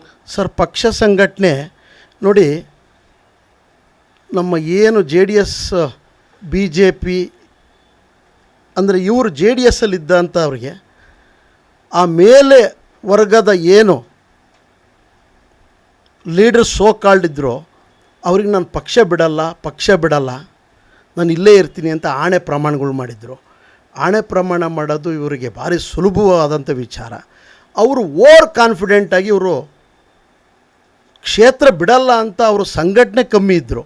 ಕೊನೆ ಇನ್ನೊಂದು 15 ದಿವಸ ಇದ್ದಾಗ ಇವರು ಪಕ್ಷ ಬದಲಾವಣೆ ಮಾಡಿದಾಗ ಆಲ್ಟರ್ನೇಟಿವ್ ಒಬ್ಬರು ತುಂಬ ಅತಿ ಕಿರಿಯ ವಯಸ್ಸಿನ ವ್ಯಕ್ತಿಯನ್ನು ತಂದು 80,000 ಮತಗಳನ್ನು ತಗೊಂಡಿರೋದು ಅಂತ ಅಂದರೆ ಇದು ಐತಿಹಾಸಿಕ ಅಂತ ನಾನು ಹೇಳ್ತೀನಿ ಸರ್. ಮುಂದಿನ ಚುನಾವಣೆಗೆ ಹೆಂಗಿದೆ ಸರ್ ಸಂಘಟನೆ ನಿಮ್ಮಲ್ಲಿ? ಸಂಘಟನೆ ಏನಿಲ್ಲ ಸರ್, ಎಲ್ಲ 35 ಗ್ರಾಮ ಪಂಚಾಯತಿಗಳು ಈ ಸಲ NDA ತಕ್ಕೆಗೆ ಹೋಗುತ್ತೆ. 31 ಮುನ್ಸಿಪಾಲಿಟಿನೂ ಈ ಸತಿ NDA ಆಗುತ್ತೆ. ಹಾಗೆ ತಾಲೂಕ್ ಪಂಚಾಯತಿ ZP ಜಿಲ್ಲಾ ಪಂಚಾಯತಿ ಏನಿದೆಯಲ್ಲ ಸರ್, ಎಲ್ಲ ಆಡಳಿತ ಆರೋಧಿ ವಿಲೆಯಲ್ಲೇ ಈ ಸತಿ ಆಡಳಿತದ ಅಲೆ ವಿರೋಧಿ ತುಂಬ ತಾವು ಗಮನಿಸಿದಂಗೆ ಈ ಕ್ಷೇತ್ರ ಬಹು ಮೇಲೆತ್ತರದಲ್ಲಿ ಕಾಣ್ತಾ ಇದೆ ಅಂತ ಹೇಳ್ತೀನಿ. ಚುನಾವಣೆಗೆ ಅರಸೀಕೆರೆ ವಿಧಾನಸಭಾ ಕ್ಷೇತ್ರಕ್ಕೆ ಶಾಸಕ ಶಿವಲಿಂಗೇಗೌಡರ ವಿರುದ್ಧ ರೇವಣ್ಣವ್ರು ಬರಬೇಕಾ ಬರಬಾರ್ದ? ರೇವಣ್ಣವ್ರು ಬರಬೇಕು, ಸಂತೋಷ. ಬರಬಾರ್ದು ಅಂತಲ್ಲ, ಕುಟುಂಬ ರಾಜಕಾರಣ ಅಂತಿದೆಯಲ್ಲ, ಕುಟುಂಬ ರಾಜಕಾರಣ ಅನ್ನೋದು ಇರಬಾರ್ದು. ಇವರು ಶಿವಲಿಂಗೇಗೌಡರು ಮೊದಲಿಂದಲೂ ಕೂಡ ಅವರು JDS ಇದ್ದಿದ್ದು. ಅವರಿಗೆ ಎಲ್ಲ ವಿನ್ ಇದಾದರೂ ಕೂಡ ಯಾವುದೋ ಸರಿಯಾದ ಸ್ಥಾನಮಾನ ಸಿಗಲಿಲ್ಲ ಅನ್ನೋ ಉದ್ದೇಶದಿಂದ ಅವರು JDS ಬಿಟ್ಟು ಕಾಂಗ್ರೆಸ್ಸಿಗೆ ಬರಬೇಕಾದ ಪರಿಸ್ಥಿತಿ ಬಂತು. ಈಗ ಇಲ್ಲೆಲ್ಲ ಶಿವಲಿಂಗೇಗೌಡರು ಅವರಿಗೆ ಒಳ್ಳೆಯ ಹೆಸರು ಮಾಡಿದ್ದಾರೆ, ಕೆಲಸನೆಲ್ಲ ಚೆನ್ನಾಗೆಲ್ಲ ಮಾಡಿಸ್ಕೊಡ್ತಾಯಿದ್ದಾರೆ. ಅವ್ರ ಬಗ್ಗೆ ಜಾಸ್ತಿ ಒಲವು ಜಾಸ್ತಿ ಇದೆ, ಸರಿನಾ? ಇವರು ಬಂದರೂ ಸಂತೋಷ. ಅವರು ಕೂಡ ರೇವಣ್ಣವ್ರು ಬಂದು ಕೂಡ ಜನಗಳು ಒಲವೆಲ್ಲ ಗಳಿಸ್ಕೊಂಡು ಅದೇ ಥರ ಅವರು ಕೂಡ ಕೆಲಸ ಮಾಡಲಿ. ಜಗದೀಶ್ ಅಂತ. ಈಗ ಅರಸೀಕೆರೆ ವಿಧಾನಸಭಾ ಕ್ಷೇತ್ರ ರಾಜ್ಯದಲ್ಲಿ ಭಾರಿ ಚರ್ಚೆ ಆಗ್ತಿದೆ. ರೇವಣ್ಣವರು ಅರಸೀಕೆರೆಗೆ ಬರ್ತೀನಿ ಅಂತವ್ರು, ಇದ್ರ ಬಗ್ಗೆ ನೀವೇನು ಹೇಳ್ತೀರಾ ಅರಸೀಕೆರೆಯವರಾಗಿ? ರೇವಣ್ಣವರು ಅರಸೀಕೆರೆಗೆ ಬರೋದು ಬೇಡ ಅಂತ ಯಾರು ಹೇಳೋಕ್ಕಾಗುತ್ತೆ? ಬರಲಿ. ಪ್ರಜಾಪ್ರಭುತ್ವದಲ್ಲಿ ಅವರಿಗೆ ಈ ದೇಶದಲ್ಲಿ ಮಾಡಿರ್ತಕ್ಕಂಥ ಸಂವಿಧಾನದ ಕಾನೂನು ಅಡಿಗಳಲ್ಲಿ ಈ ದೇಶದ ಈ ರಾಜ್ಯದ ಯಾವ ಮೂಲೆಯಲ್ಲಿ ಬೇಕಾದರೂ ಯಾರು ಬೇಕಾದ್ರೂ ಹೋಗಿ ವಿಧಾನಸಭಾ ಕ್ಷೇತ್ರದಲ್ಲಿ ನಿಂತು ಸ್ಪರ್ಧಿಸ್ಬೋದು. ಬಂದು ನಿಂತು ಸ್ಪರ್ಧಿಸ್ತಾರೆ ಅಂದರೆ ಸ್ಪರ್ಧಿಸ್ಲಿ, ಬೇಡ ಅಂತ ಯಾರು ಹೇಳ್ತಾರೆ? ಬಂದರೆ ಗೆಲ್ತಾರಾ? ಈಗ ಚುನಾವಣೆ ಮುಂದೆ 28ಕ್ಕೆ ಚುನಾವಣೆ ನಿಗದಿ ಆಗುತ್ತೆ. ಆದಾಗ ಅವರು ಬಂದು ನಿಂತು ಚುನಾವಣೆ ನಡೆದ ಮೇಲೆ ಅದರದ್ದು ಗೊತ್ತಾಗುತ್ತೆ. ಮುಂಚಿಕೆ ಹೇಳಿದರೆ ಹೆಂಗೆ ಗೊತ್ತಾಗುತ್ತೆ? ಸಂತೋಷ್ ಕತೆ ಏನಾಗ್ಬೋದು? ಅವ್ರು ಏನಾರು ಸಂತೋಷಿದಾರಲ್ಲ ಅವ್ರದ್ದು. ಈಗ NR ಸಂತೋಷನ ಕತೆ ಹೇಳ್ತಾರೆ ಅಂತಂದರೆ, ಈಗ NR ಸಂತೋಷಿಗೆ ಈ ಕೆಲವರು ಅವ್ರುಗಳೇ ಹೇಳ್ತಾರೆ ಆ ಪಾರ್ಟಿನಲ್ಲೇ 2 ಟೀಮ್ ಆಗಿದೆ ಅಂತ, 2 ದೋಣಿ ಮೇಲೆ ನಡೀತಾ ಇರೋಂಥ ವಾತಾವರಣ ಕಾಣ್ತಾ ಇದೆ ಅಂತ ಹೇಳ್ತಾರೆ. ಹಂಗೆ ನಡೀತಾ ಇರ್ಬೇಕಾರೆ ಹೆಂಗೆ ಪ್ರಯಾಣ ಮಾಡೋಕ್ಕೆ ಸಾಧ್ಯ? ದೋಣಿ ಸಾಗ್ಸೋಕ್ಕೆ ಸಾಧ್ಯ ಆಗುತ್ತೆ? ಅರಸೀಕೆರೆಯಲ್ಲಿ ಕಾಂಗ್ರೆಸ್ ಎಷ್ಟು ಪ್ರಬಲವಾಗಿದೆ? ಕಾಂಗ್ರೆಸ್ಸು ಪ್ರಬಲವಾಗಿದೆ. ಕಾಂಗ್ರೆಸ್ಸಿನ ಕೆಲಸ ಕಾರ್ಯಗಳು ಭಾಳ ಅತ್ಯುತ್ತಮವಾಗಿ ನಡೀತಾ ಇದ್ದಾವೆ. ಇವತ್ತು ಈ ರಾಜ್ಯದಲ್ಲಿ ಯಾವ ಮೂಲೆಯಲ್ಲಿ ಹೋಗಿ ನೋಡಿದರೂ ಸಹ ಮಹಿಳೆಯರು ಇವತ್ತು ಕಾಂಗ್ರೆಸ್ ಸರ್ಕಾರ ಕೊಟ್ಟಿರ್ತಕ್ಕಂಥ 5 ಗ್ಯಾರಂಟಿಗಳಲ್ಲೂ ಸಹ ಇವತ್ತು ಉತ್ತಮವಾದ ಕಾರ್ಯ ನಡೆಸ್ತಾ ಇದ್ದಾರೆ ಸರ್ಕಾರದವರು. ಇವತ್ತು ಹಿಂದೆ ಏನು ಮಹಾತ್ಮ ಗಾಂಧೀಜಿ ಕಂಡಿದ್ದರು, ಒಂದು ನಡುರಾತ್ರಿಯಲ್ಲೂ ಸಹ ಮಹಿಳೆ ಈ ದೇಶದಲ್ಲಿ ಸ್ವತಂತ್ರವಾಗಿ ಗಟ್ಟಿಯಾಗಿ ನಿಂತು ಓಡಾಡೋ ಅಂಥ ಸನ್ನಿವೇಶ ಬರಬೇಕು. ಆಗ ನಾವು ಕಂಡ ಕನಸು ಈ ಭಾರತದಲ್ಲಿ ನನಸಾಗುತ್ತೆ ಅಂತಕ್ಕಂಥ ಕನಸನ್ನು ಕಂಡಿದ್ದರು. ಆ ರೀತಿ ಇವತ್ತು ಕಾಂಗ್ರೆಸ್ ಸರ್ಕಾರ ಇವತ್ತು ಆ ಕೆಲಸವನ್ನು ಮಾಡಿ ಎತ್ತಿ ಹಿಡಿದು ತೋರಿಸ್ತಾ ಇದೆ. ಇದು ಎಲ್ರಿಗೂ ಸಹ, ರಾಜ್ಯದ ಜನತೆಗೂ ಸಹ ಗೊತ್ತಿದೆ, ದೇಶಕ್ಕೂ ಗೊತ್ತಿದೆ. ಈಗ ಹಾಲಿ ಶಾಸಕ ಶಿವಲಿಂಗೇಗೌಡರ ಕಾರ್ಯ ಹೆಂಗಿದೆ? ಹಾಲಿ ಶಾಸಕರು ಶಿವಲಿಂಗೇಗೌಡರ ಕಾರ್ಯ ಇವತ್ತು ಒಂದು ಮನೇಲಿ ಹೋಗಿ 5 ವರ್ಷದ ಹುಡುಗನ್ನ ಇವ್ರು ಯಾರು ಅಂತ ಕೇಳಿದರೆ ಇವರು ಶಿವಲಿಂಗೇಗೌಡರು ಅಂತ ಹೇಳ್ತವೆ. ಇನ್ನು ಈ ಅಮ್ಮ ಅಂತಕ್ಕಂಥ ಕರಿತಕ್ಕಂಥ ಮಾತಿಂದ ಹೊಡ್ತಿರ್ತಕ್ಕಂಥ ಮಕ್ಕಳುಗಳು ಸಹ ಇವ್ರು ಯಾರು ಅಂದರೆ ಶಿವಲಿಂಗೇಗೌಡರು ಅಂತ ಹೇಳ್ತಾರೆ. ಅಂತ ಆ ರೀತಿ ಇರಬೇಕಾರೆ ಅವ್ರು ಮಾಡಿರ್ತಕ್ಕಂಥ ಕೆಲಸ ಕಾರ್ಯಗಳು, ಅವ್ರು ಮಾಡಿರ್ತಕ್ಕಂಥ ಯಾವುದೇ ಪಕ್ಷದಲ್ಲಿದ್ದರೂ ಸಹ ಅವ್ರದ್ದು ಅಭಿವೃದ್ಧಿ ಕಡೆ ಚಿಂತನೆನೇ ಹೊರತು ಇವತ್ತು ನಾವು ಕಾಣಂಗೆ ಯಾವುದೇ ನಾವು ಹೆಚ್ಚು ಕಡಿಮೆ ನನ್ನ ಅನುಭವದಲ್ಲಿ ಈಗ 50 ವರ್ಷಗಳ ಕಾಲದಿಂದಲೂ 45-50 ವರ್ಷಗಳ ಕಾಲದಿಂದಲೂ ರಾಜಕಾರಣ ನೋಡ್ಕೊಂಬಂದಿನಿ. ಇಷ್ಟೊಂದು ಸುಲಭವಾಗಿ ಸಿಗತಕ್ಕಂಥ ಶಾಸಕರು, ಇಷ್ಟೊಂದು ಸುಲಲಿತವಾಗಿ ಯಾರೇ ಬಂದರೂ ಸಹ ಬಡ ಜನ ಸಾರ್ವಜನಿಕರು ಕರೆದು ಕೇಳಿ ಅವ್ರ ಕುಂದು ಕೊರತೆ ಅವ್ರದ್ದು ಸಮಸ್ಯೆಯನ್ನು ಆಲಿಸ್ತಕ್ಕಂಥ ಶಾಸಕರನ್ನ ಯಾರನ್ನಾರು ನಾವು ಕಂಡಿದ್ದೀವಿ ಅಂದರೆ ಅದು ಶಿವಲಿಂಗೇಗೌಡರು. ಬಿಟ್ಟರೆ ಯಾವುದೇ ಶಾಸಕರು ಸಹ ಈ ರೀತಿ ಸ್ಪಂದನೆ ಮಾಡ್ತಕ್ಕಂಥದ್ದನ್ನು ನಾವು ನೋಡಿಲ್ಲ, ನೋಡುತ್ತೀವೋ ಇಲ್ವೋ ಇನ್ನೂ ಮುಂದೆ ಗೊತ್ತಿಲ್ಲ. ನನ್ನ ಹೆಸರು BM ಜಯಣ್ಣ ಅಂತ ಹೇಳಿ, ಬಾಣಾವರ ನಂದು. ಗೌಡ್ರಿಗೆ ಅರಸೀಕೆರೆ ರಾಜಕೀಯದಲ್ಲಿ ಭಾರಿ ಚರ್ಚೆಗೆ ರಸವಾಗ್ತಿದೆ. ನೆಕ್ಸ್ಟ್ ರೇವಣ್ಣವ್ರು ಬರ್ತೀನಿ ಅಂತಾರಲ್ಲ, ಇದ್ರ ಬಗ್ಗೆ ನಿಮ್ಮ ಒಪಿನಿಯನ್ ಏನಿದೆ? ಅಲ್ಲ, ಯಾರು ಬಂದರೂ ಅದಕ್ಕೆ ಇಲ್ಲಿ ನಡೆಯೋದು ಜನ ಓಟ್ ಹಾಕೋ ತೀರ್ಮಾನ ಮಾಡೋದು ಮತದಾರರು. ಅರಸೀಕೆರೆ ಕ್ಷೇತ್ರದಲ್ಲಿ ಮತದಾರರು ಪ್ರಜ್ಞಾವಂತರ ಮತದಾರರಿದ್ದಾರೆ. ಯಾರು ಅಭಿವೃದ್ಧಿ ಮಾಡಿದ್ದಾರೆ, ಯಾರು ಜನಗಳಿಗೆ ಜಲ್ದಿ ಸಿಗ್ತಾರೆ. ಇವತ್ತು ಕಣಕಟ್ಟೆ ಹೋಬಳಿಯಲ್ಲಿ ಬರದ ನಾಡಾಗಿತ್ತು, ಇವತ್ತು 17 ಕೆರೆಗೆ ನೀರು ಬರ್ತಾಯಿದೆ. ಏನು ಹೇಮಾವತಿಯಿಂದ ಇನ್ನೂ ಗನ್ನಿಗಡದಿಂದ ನೀರು ತಂದು ಕೊಟ್ಟು ನೀರು ಕೆರೆ ತುಂಬಿಸ್ತಾ ಅಂತ ಯೋಜನೆ ಮಾಡಿದ್ದಾರೆ. ಇವತ್ತು 20 ಅಡಿಗೆ ನೀರಿದೆ ಅಲ್ಲಿ. ಅದರಿಂದ ಯಾರು ಇದು ಬಂದರೂ ಸಹ ಆಕಾಶ ನೋಡೋಕೆ ನೂಕ್ಲು ಇದ್ದೇ ಇರುತ್ತೆ. ಅಧಿಕಾರ ಕೊಡೋದು ಜನ. ಓಟ್ ಹಾಕಿ ಗೆಲ್ಸತಕ್ಕಂಥ ಶಕ್ತಿ ಕೊಡ್ತಾ ಇರೋರು ಶಿವಲಿಂಗೇಗೌಡರಿಗೆ ಮತದಾರರು. ಅರಸೀಕೆರೆ ಕ್ಷೇತ್ರದಲ್ಲಿ ಯಾವುದೇ ಕಾರಣಕ್ಕೂ ಮತದಾರರು ಶಿವಲಿಂಗೇಗೌಡರನ್ನ ಕೈ ಬಿಡಲ್ಲ. ಯಾಕೆಂದರೆ ಅಷ್ಟು ಅಭಿವೃದ್ಧಿ ಅಷ್ಟು ಕ್ಲೀನಾಗಿ ಮಾಡ್ಕೊಂಡು ಹೋಗ್ತಾರೆ. ಕಾಂಕ್ರೀಟ್ ರಸ್ತೆ ಇರ್ಬೋದು, ಇನ್ನೊಂದು ಇರ್ಬೋದು, ಇವತ್ತು ಇಂಜಿನಿಯರಿಂಗ್ ಕಾಲೇಜ್ ಇರ್ಬೋದು, ಪಾಲಿಟೆಕ್ನಿಕ್ ಇರ್ಬೋದು, ಡಿಗ್ರಿ ಕಾಲೇಜ್ ಇರ್ಬೋದು, ಪ್ರತಿಯೊಂದು ಸಹ ವ್ಯವಸ್ಥೆನ ನೀಟಾಗಿ ಎಲ್ಲ ಅಧಿಕಾರಿಗಳನ್ನ ಮತ್ತು ಕ್ಷೇತ್ರದ ಮತದಾರನ ಗಮನದಲ್ಲಿಟ್ಕೊಂಡು ಏನು ನಮ್ಮ ಕ್ಷೇತ್ರಕ್ಕೆ ಏನು ಬೇಕು ಆಗು ಹೋಗುವ ಬಗ್ಗೆ ತಿಳ್ಕೊಂಡು ಅಲ್ಲಿಗೆ ಏನು ತರಬೇಕು, ಅರಸೀಕೆರೆ ಕ್ಷೇತ್ರಕ್ಕೆ ಇನ್ನೂ ಏನು ಇಂಪ್ರೂವ್ ಮಾಡ್ಬೋದು ಅನ್ನೋದು ಅವ್ರ ತಲೆಗೆ ಯಾವಾಗಲೂ ಇರುತ್ತೆ. ಅದ್ರ ಬಗ್ಗೆ ಅವ್ರ ಯೋಚನೆ. ಆ ರೀತಿಯಾಗಿ ಅವ್ರನ್ನ ಯಾರು ಮತದಾರರು ಕೈ ಬಿಡಲ್ಲ. ನಮ್ಮ ಹೆಸರು ಯೋಗೀಶ್ ಅಂತ, ಮಾಜಿ ಗ್ರಾಮ ಪಂಚಾಯತಿ ಅಧ್ಯಕ್ಷರು, ಮಾಡಾಳು. ಕ್ಷೇತ್ರಕ್ಕೆ ರೇವಣ್ಣವ್ರು ಬಂದರೆ ಶಿವಲಿಂಗೌಡರಿಗೆ ಪ್ರಬಲವಾದ ಪೈಪೋಟಿ ಕೊಡ್ತಾರಾ? ಯಾರು ಸರ್? ಈಗ ರೇವಣ್ಣ ಸಾಹೇಬರು ಸರ್, ರೇವಣ್ಣ ಸಾಹೇಬರು ಇದುವರೆಗೂ ನಾವು ನೋಡ್ದಂಗೆ ಇವಾಗೆಲ್ಲ ಬರ್ತಾಯಿದ್ದಾರೆ. ಇದಕ್ಕಿಂತ ಮುಂಚೆ ಅವ್ರ ಮಗ ಅವರು ನಮ್ಮ ಪ್ರಜ್ವಲ್ ಅವರು ಇದ್ರಾಗ ಮೈತ್ರಿ ಕಾಂಗ್ರೆಸ್ಸು ಇತ್ತು, JDS ಇದ್ದಾಗ ನಾವೆಲ್ಲ ಸಪೋರ್ಟ್ ಮಾಡಿ MP ಮಾಡಿದ್ವು, ಲೋಕಸಭೆ ಸದಸ್ಯರು ಮಾಡಿವು. ಅರಸೀಕೆರೆ ಕ್ಷೇತ್ರಕ್ಕೆ ಅವ್ರು ಕಾಲಿಟ್ಟಿದ್ದೇ ನೋಡಲಿಲ್ಲ. ಹಂಗಾಗಿ ಅವರೇನು ಪ್ರಬಲವಾದ ನಾಯಕರಲ್ಲ ನಮ್ಮ ಅರಸೀಕೆರೆಗೆ ಅಂತ ಹೇಳ್ತೀವಿ. ಮತ್ತು ಯಾವುದೇ ಅಭಿವೃದ್ಧಿ ಕೆಲಸಗಳು ಇದೇ ಇವ್ರು ನಮ್ಮ ಹೇಳ್ಬಾರ್ದು, ದೊಡ್ಡ ದೊಡ್ಡವರು ಕಣ್ಕಟ್ಟೆ ಹೋಬಳಿಗೆ ಆಗ್ಬೋದು, ಅರಸೀಕೆರೆ ತಾಲೂಕಿಗೆ ನೀರನ್ನೇ ಕೊಡೋಕ್ಕಾಗಲ್ಲ ಅಂತ ಹೇಳಿದರು. ಇವತ್ತು ನಮ್ಮ ಶಾಸಕರು ಅಷ್ಟು ಕಷ್ಟಪಟ್ಟು ವಿರೋಧ ಪಾರ್ಟಿಲಿ ಇದ್ದಾಗಲೂ ಇದೇ ಇವರು JDS ಪಕ್ಷದಲ್ಲಿದ್ದಾಗ ಯಡಿಯೂರಪ್ಪರು ಇರ್ಬೋದು, ನಮ್ಮ ಸಿದ್ದರಾಮಯ್ಯ ಸಾಹೇಬ್ರು ಇರ್ಬೋದು, ಎಲ್ಲರೂ ಕೈಕಾಲು ಕಟ್ಟಿ ಇವತ್ತು ಅರಸೀಕೆರೆ ತಾಲೂಕಿಗೆ ಇಷ್ಟೋ ನೀರು ತಗೊಂಬಂದು ಇವತ್ತು ಅಭಿವೃದ್ಧಿ ಕೆಲಸ ಮಾಡ್ತಾಯಿದ್ದಾರೆ. ನಮ್ಮ ಕಣ್ಕಟ್ಟೆ ಹೋಬಳಿಗೆ 8 ಕೆರೆಗೆ ನೀರು ಕೊಟ್ಟಿದ್ದಾರೆ. ಇವತ್ತು 1000 ಅಡಿ ಕೊರೆಸ್ತಿದ್ದು, ನಾನೇ ಒಂದು 1000 ಅಡಿ ಬೋರ್ ಕೊರೆಸಿ ಸಾಲ ಮಾಡಿ ನೀರು ತೆಗಿಯೋಕ್ಕಾಗಿರಲಿಲ್ಲ. ಇವತ್ತು 20 ಅಡಿ 30 ಅಡಿಗೆ ನೀರು ಸಿಗ್ತೈತೆ. ಇನ್ನೂ ಅವ್ರಿಗೆ ಇದೊಂದು ನಮಗೇನು ಬೇಕಾಗಿಲ್ಲ. ಅವರೊಂದು ಎತ್ತಿನ ಹೊಳೆ ಇರ್ಬೋದು, ಭದ್ರಾ ಮೇಲ್ದಂಡೆ ಇರ್ಬೋದು, ಇಂಥ ಒಂದು ನೀರಾವರಿ ತಂದು ಕೊಟ್ಟರೆ ಅವ್ರನ್ನ ಸಾಯೋ ತನಕ ಜನಗಳು ಇವತ್ತು ನೆನೆಸ್ಕೊಂತಾರೆ. ವಿಜಯ್ ಅಂತ ಸರ್, ಮಾಡಾಳು. ಸರ್ ನಮಸ್ತೆ. ಈಗ ಅರಸೀಕೆರೆ ರಾಜಕೀಯ ರಾಜ್ಯದಲ್ಲೇ ಒಂದು ಬಲಿಷ್ಠವಾದ ಸ್ಪರ್ಧೆಗೆ ಏರ್ಪಡ್ತಿದೆ. ನಿಮ್ಮ ಪ್ರಕಾರ ಈಗ ಮುಂದಿನ 28 ಚುನಾವಣೆ ಏನಾಗ್ಬೋದು ಸರ್? ಸರ್, ಅದನ್ನು ಸನ್ಮಾನ್ಯ ಶಾಸಕರನ್ನ ಕೇಳಬೇಕು. ಯಾಕೆ ಅಂದರೆ PP ಸರ್ಕಲಲ್ಲಿ ಮೈಕ್ ಸಿಕ್ತು ಅಂತೇಳಿ ಬಹಿರಂಗ ಸವಾಲು ಹಾಕಿದ್ದೀನಿ ಅಂತ ಹಾಕಿದಾರಲ್ಲ, ಆ ಸನ್ಮಾನ್ಯ ಶಾಸಕರಿಗೆ ಇನ್ನೊಮ್ಮೆ ಮನವಿ ಮಾಡ್ತೇವೆ. ಇನ್ನೊಂದು ಸಲ ಸವಾಲು ಹಾಕಿ ರೇವಣ್ಣ ಸಾಹೇಬರು ಆ ಸವಾಲನ್ನ ಸ್ವೀಕರಿಸೋಕೆ ರೆಡಿ ಇದ್ದಾರೆ ಅಂತ ಹೇಳೋದಕ್ಕೆ ಇಷ್ಟಪಡ್ತೀನಿ ಸರ್. ಸರ್, ಈಗ ರೇವಣ್ಣ ಸಾಹೇಬರು ಬಂದರೆ ಎನ್ಆರ್ ಸಂತೋಷ್ ಸರ್ ಅವರ ಕಥೆ ಏನಾಗ್ಬೋದು ಸರ್? ಸರ್, ಎಲ್ಲರೂ ಒಂದೇ ಸರ್, ಎಲ್ಲರೂ. ಸಂತೋಷ್ ಅಣ್ಣನೂ ಸಹ ಇನ್ನೂ ರೇವಣ್ಣ ಸಾಹೇಬರು ನಾವು ಬರ್ತೀನಿ ಅಂತೆಲ್ಲೂ ಹೇಳಿಲ್ಲ. ನಮ್ಮ ಒಬ್ಬ ಸಾಮಾನ್ಯ ಕಾರ್ಯಕರ್ತನನ್ನು ನಿಲ್ಲಿಸಿ ಗೆಲ್ಲಿಸ್ತೀವಿ ಅಂತ ಹೇಳಿದ್ದಾರೆ ವಿನಃ ಅವರೆಲ್ಲೂ ನಾನು ಬರ್ತೀನಿ ಅಂತ ಹೇಳಿಲ್ಲ. ಒಂದು ವೇಳೆ ಏನೋ ಬಹಿರಂಗವಾಗಿ ಸವಾಲಾಗ್ತೀನಿ ಅಂತ ಹೇಳಿದಾರಲ್ಲ ಶಾಸಕರು, ಇನ್ನೊಮ್ಮೆ ತಮಗೇನಾದ್ರು ತಾಕತ್ತಿದ್ದರೆ ಇನ್ನೊಮ್ಮೆ ಸವಾಲು ಹಾಕಿ ಆ ಸವಾಲನ್ನ ರೇವಣ್ಣ ಸಾಹೇಬರು ಸ್ವೀಕರಿಸೋಕೆ ರೆಡಿ ಇದ್ದಾರೆ ಅಂತ ಹೇಳೋದಕ್ಕೆ ಇಷ್ಟಪಡ್ತೀನಿ ಸರ್. ಸರ್, ಈಗ ವರಿಷ್ಠ ತೀರ್ಮಾನಗಳೆಲ್ಲ ಹೇಗಿದೆ ಸರ್ ಈ ಪಕ್ಷದಲ್ಲಿ? ಸರ್, 4 ಬಾರಿಯಿಂದ ಜನ ಆ ಮುಖ ನೋಡಿ ಬೇಸತ್ತಿದ್ದಾರೆ. ಜನ ಕಾಯ್ತಿದ್ದಾರೆ ಬದಲಾವಣೆ ಬಯಸಲಿಕ್ಕೆ.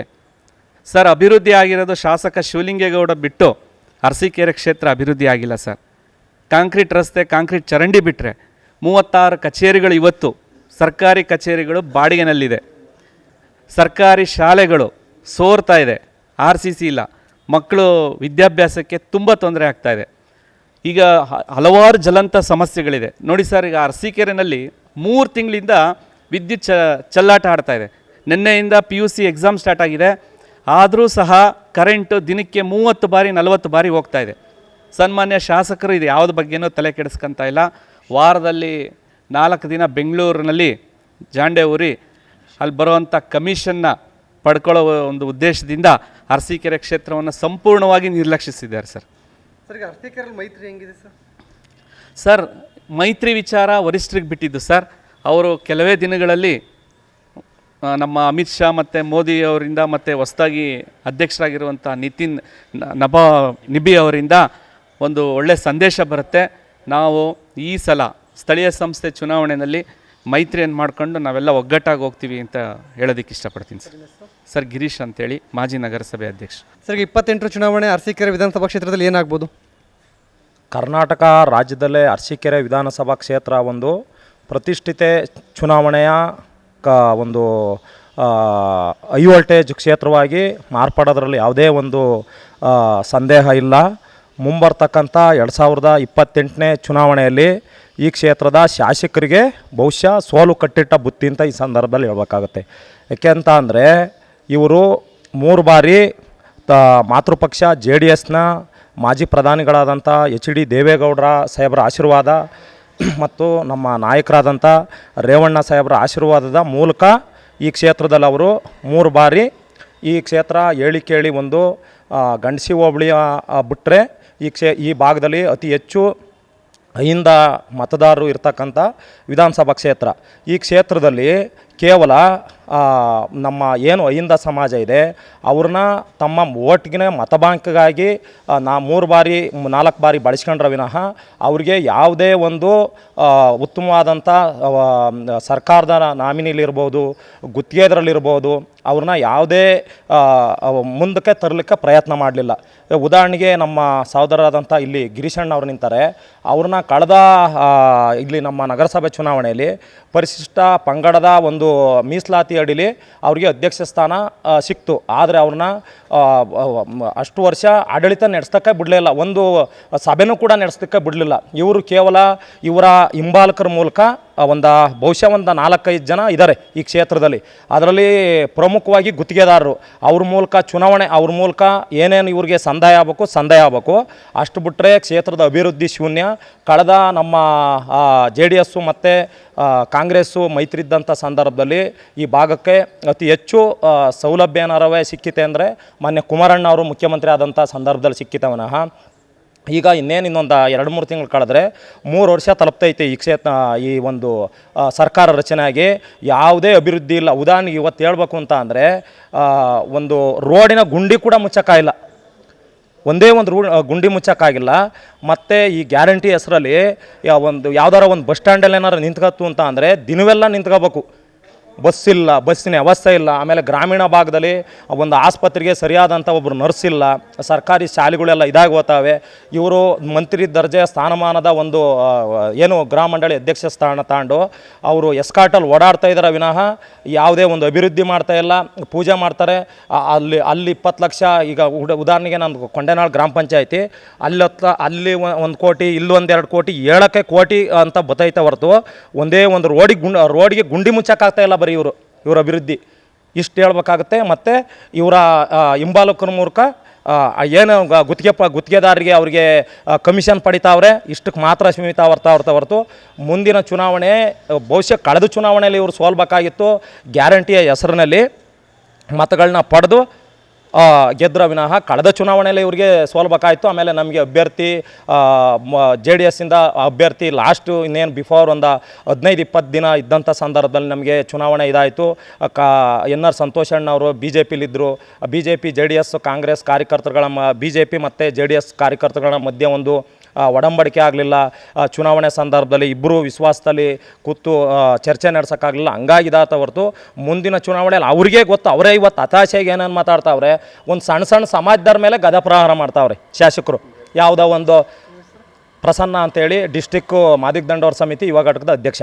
2028ರ ವಿಧಾನಸಭಾ ಚುನಾವಣೆಗೆ ಹಾಲಿ ಶಾಸಕ ಶಿವಲಿಂಗೇಗೌಡರ ವಿರುದ್ಧ ಶಾಸಕ ರೇವಣ್ಣ ಅವರು ಬಂದರೆ ನಿಮ್ಮ ಬೆಂಬಲ ಹೇಗಿರುತ್ತೆ ಮತ್ತು ಸ್ಪರ್ಧೆ ಹೇಗಿರುತ್ತೆ ಅರಸೀಕೆರೆಯಲ್ಲಿ?